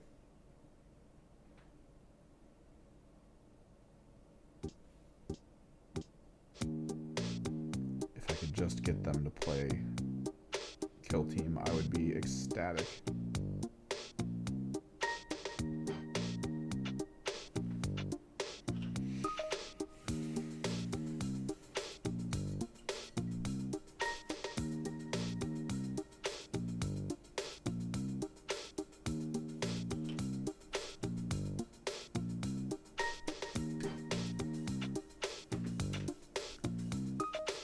Talking to the owner of the local Warhammer store. He's going to try to do Sunday Skirmish. It's apparently one of his plans, is to just have running events for skirmish games every Sunday.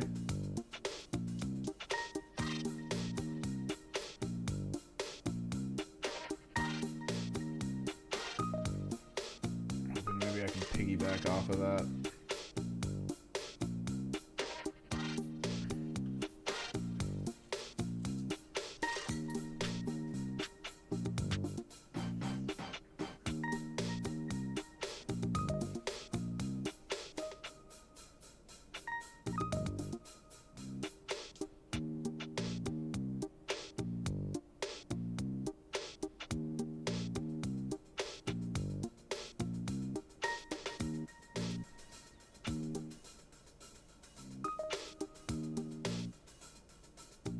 This is a very weird song.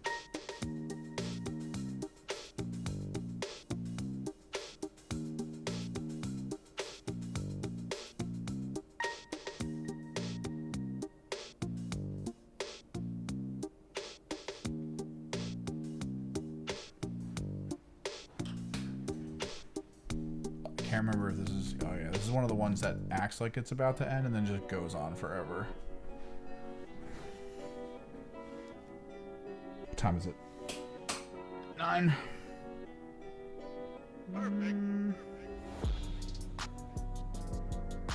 think I might try to flat some of the fabric. I don't know if we're going to get into the render today.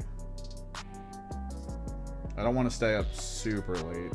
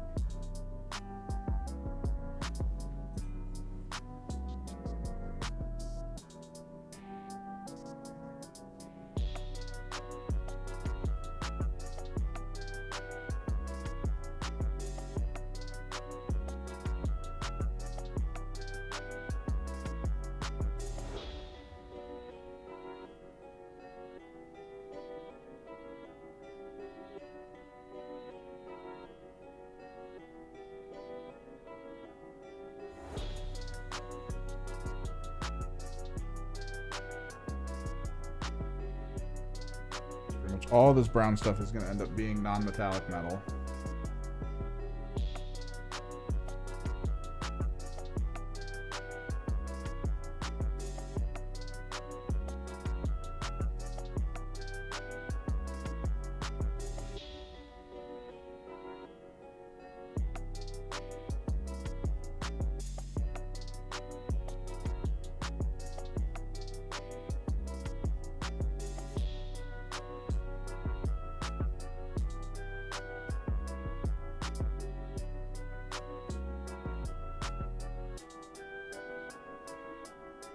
What size bases the Raveners are going to come out on? 40s, I'm guessing. I wonder if I already have units on 40s that I could easily be like, these are Raveners.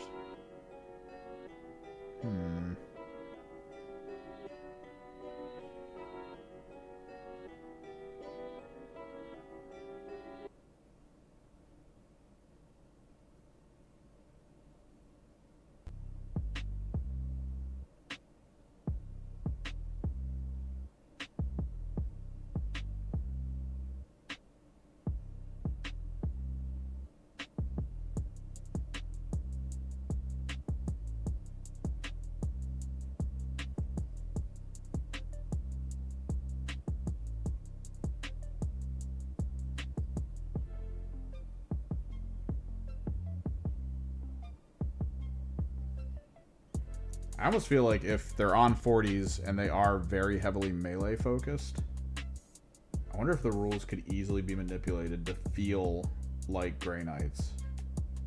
Like the whole like tunneling function.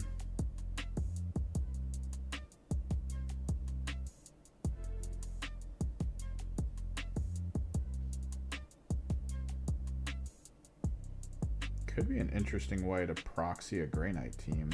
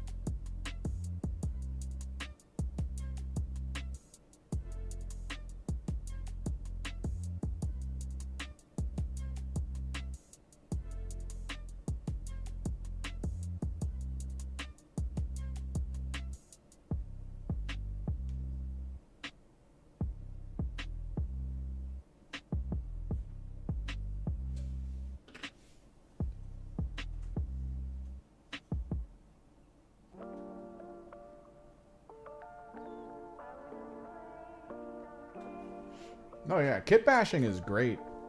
If it can still be readable as what you're supposed to use, and you can kind of just position it in a ton of different ways. I had this conversation with someone recently. Games Workshop is constantly trying to find ways. Do we want to do this? I think we do. Games Workshop is constantly trying to find ways to sell us, like, special things, unique, expensive stuff. There was a run recently. I think they're called, like... It's like a special type of command squad for Imperial Guard. It's like Hell's something. And it's way more expensive than a regular command squad. And they kind of had this idea in their head of like, oh, you would want this as, you know, your command squad because it looks cool. But like one of the models in it has the wrong size base. So to a degree, it does feel like they're not communicating internally about which things people would want.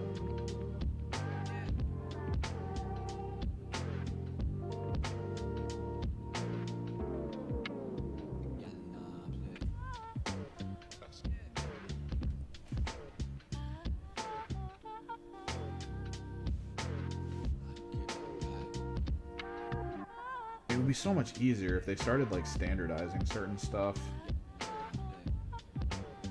That way when like a special black library model comes out, it feels more worth it to get.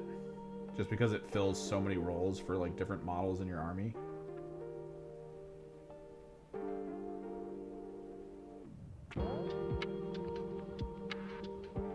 That could be really good.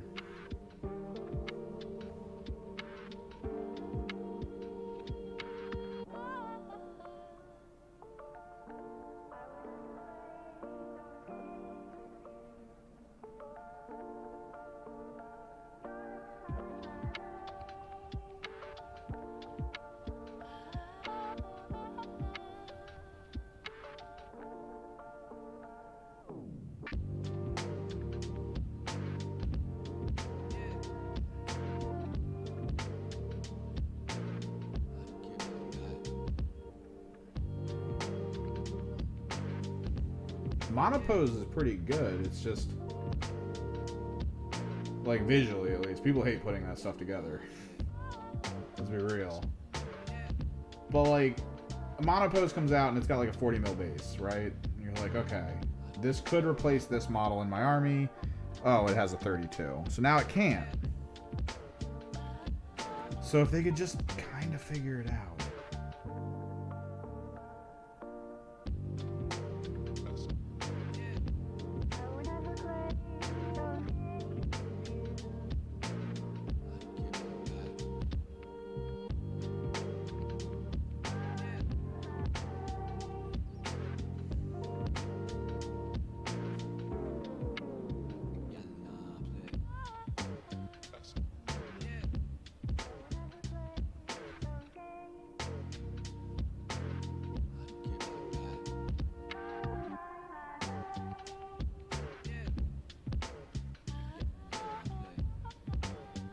But like when you release like a special edition like Votan model or something, if it could take the place of something either in a squad or as an individual unit, maybe make sure its specs are the same.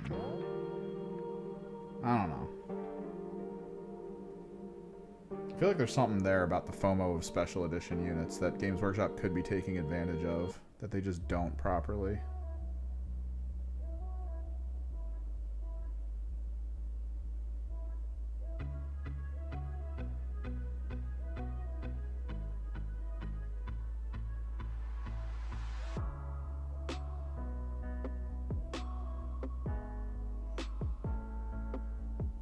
First time they started doing it right was when they started making the Horus Heresy Primarchs on the same base sizes for Chaos, like the Demon Primarchs.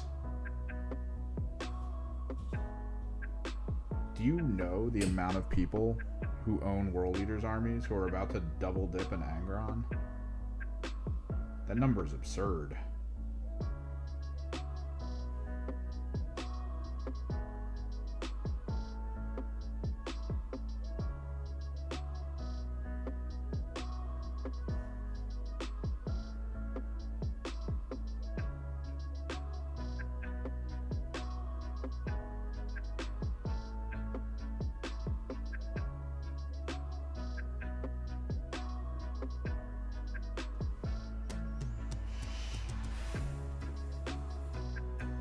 Alright.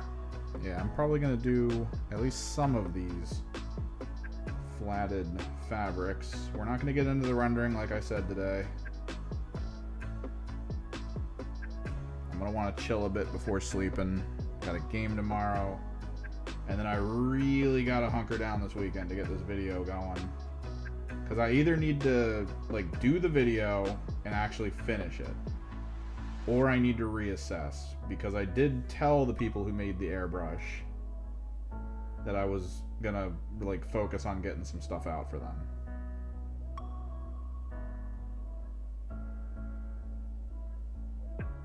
Not just these streams where we use it for a little bit. It is good though. You know, hashtag ad and all.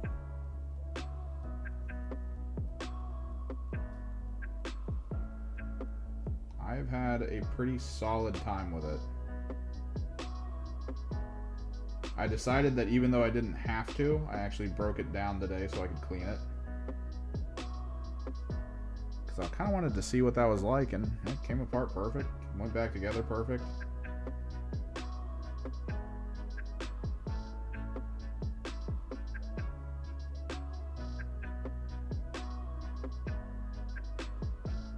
Good times.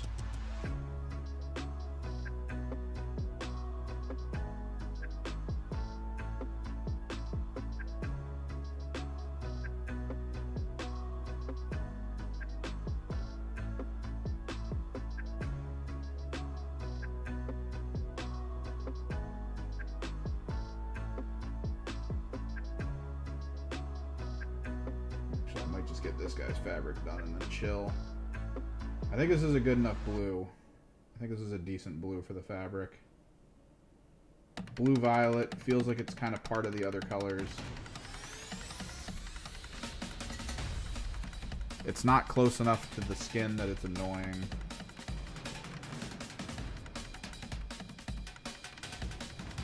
So that's a big bonus. Big bonus.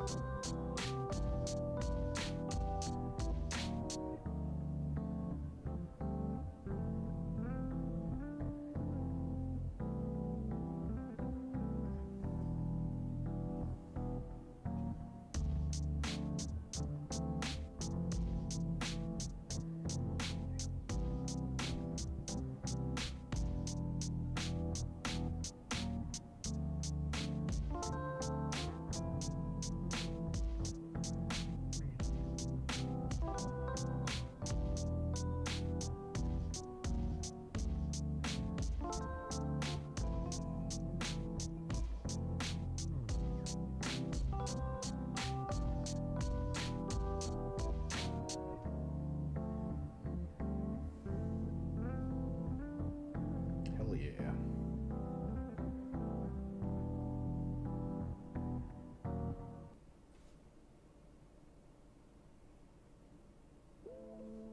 I think we will glazing medium it down a little bit. Got it.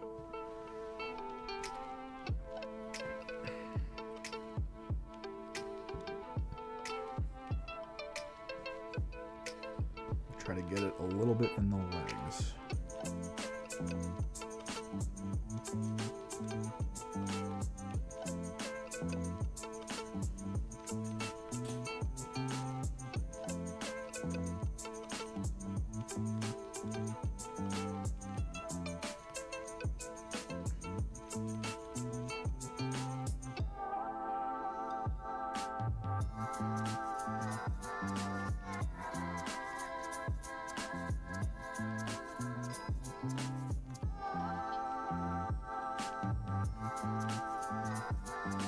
Blend it a little bit in down here.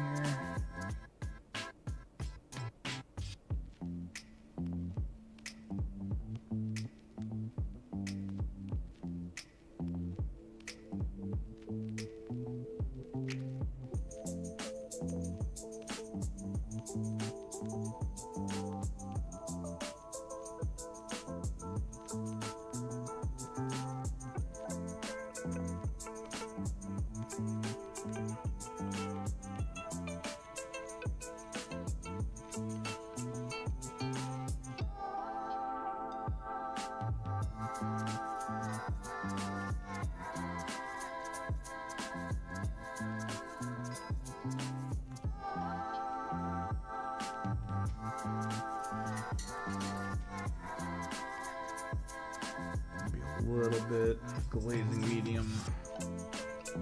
And the brown as well for the kneecap.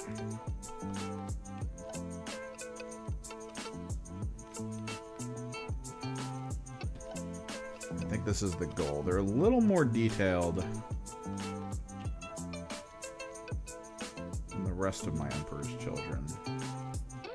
The rendering goes a little bit closer in to the actual shadowy area, or the lit area rather.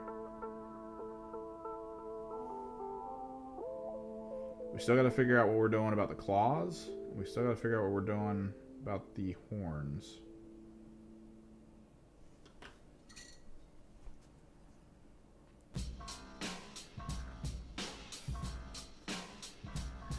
Those are both very important moments. There's a chance we're going to make the horns black, but I don't know.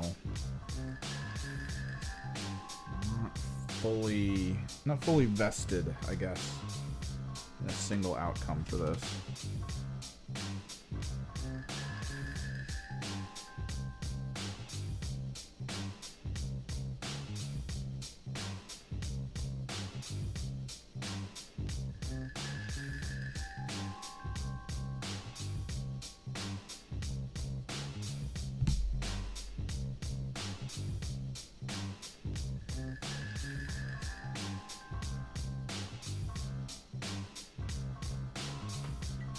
Word.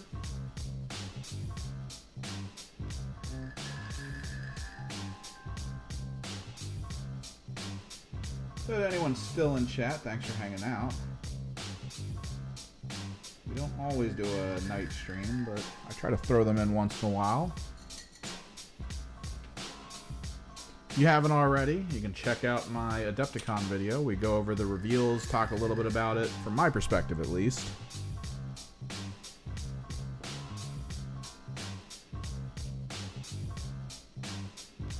These are going to be okay. These will be good. They make for good Chaos Spawn stand-ins. And Lord knows I need them for my Emperor's Children. You got to have pretty much everything in that codex on the Emperor's Children side. Demon side, you could do without it. I mean, you kind of have to in the US. They don't really sell them out here right now.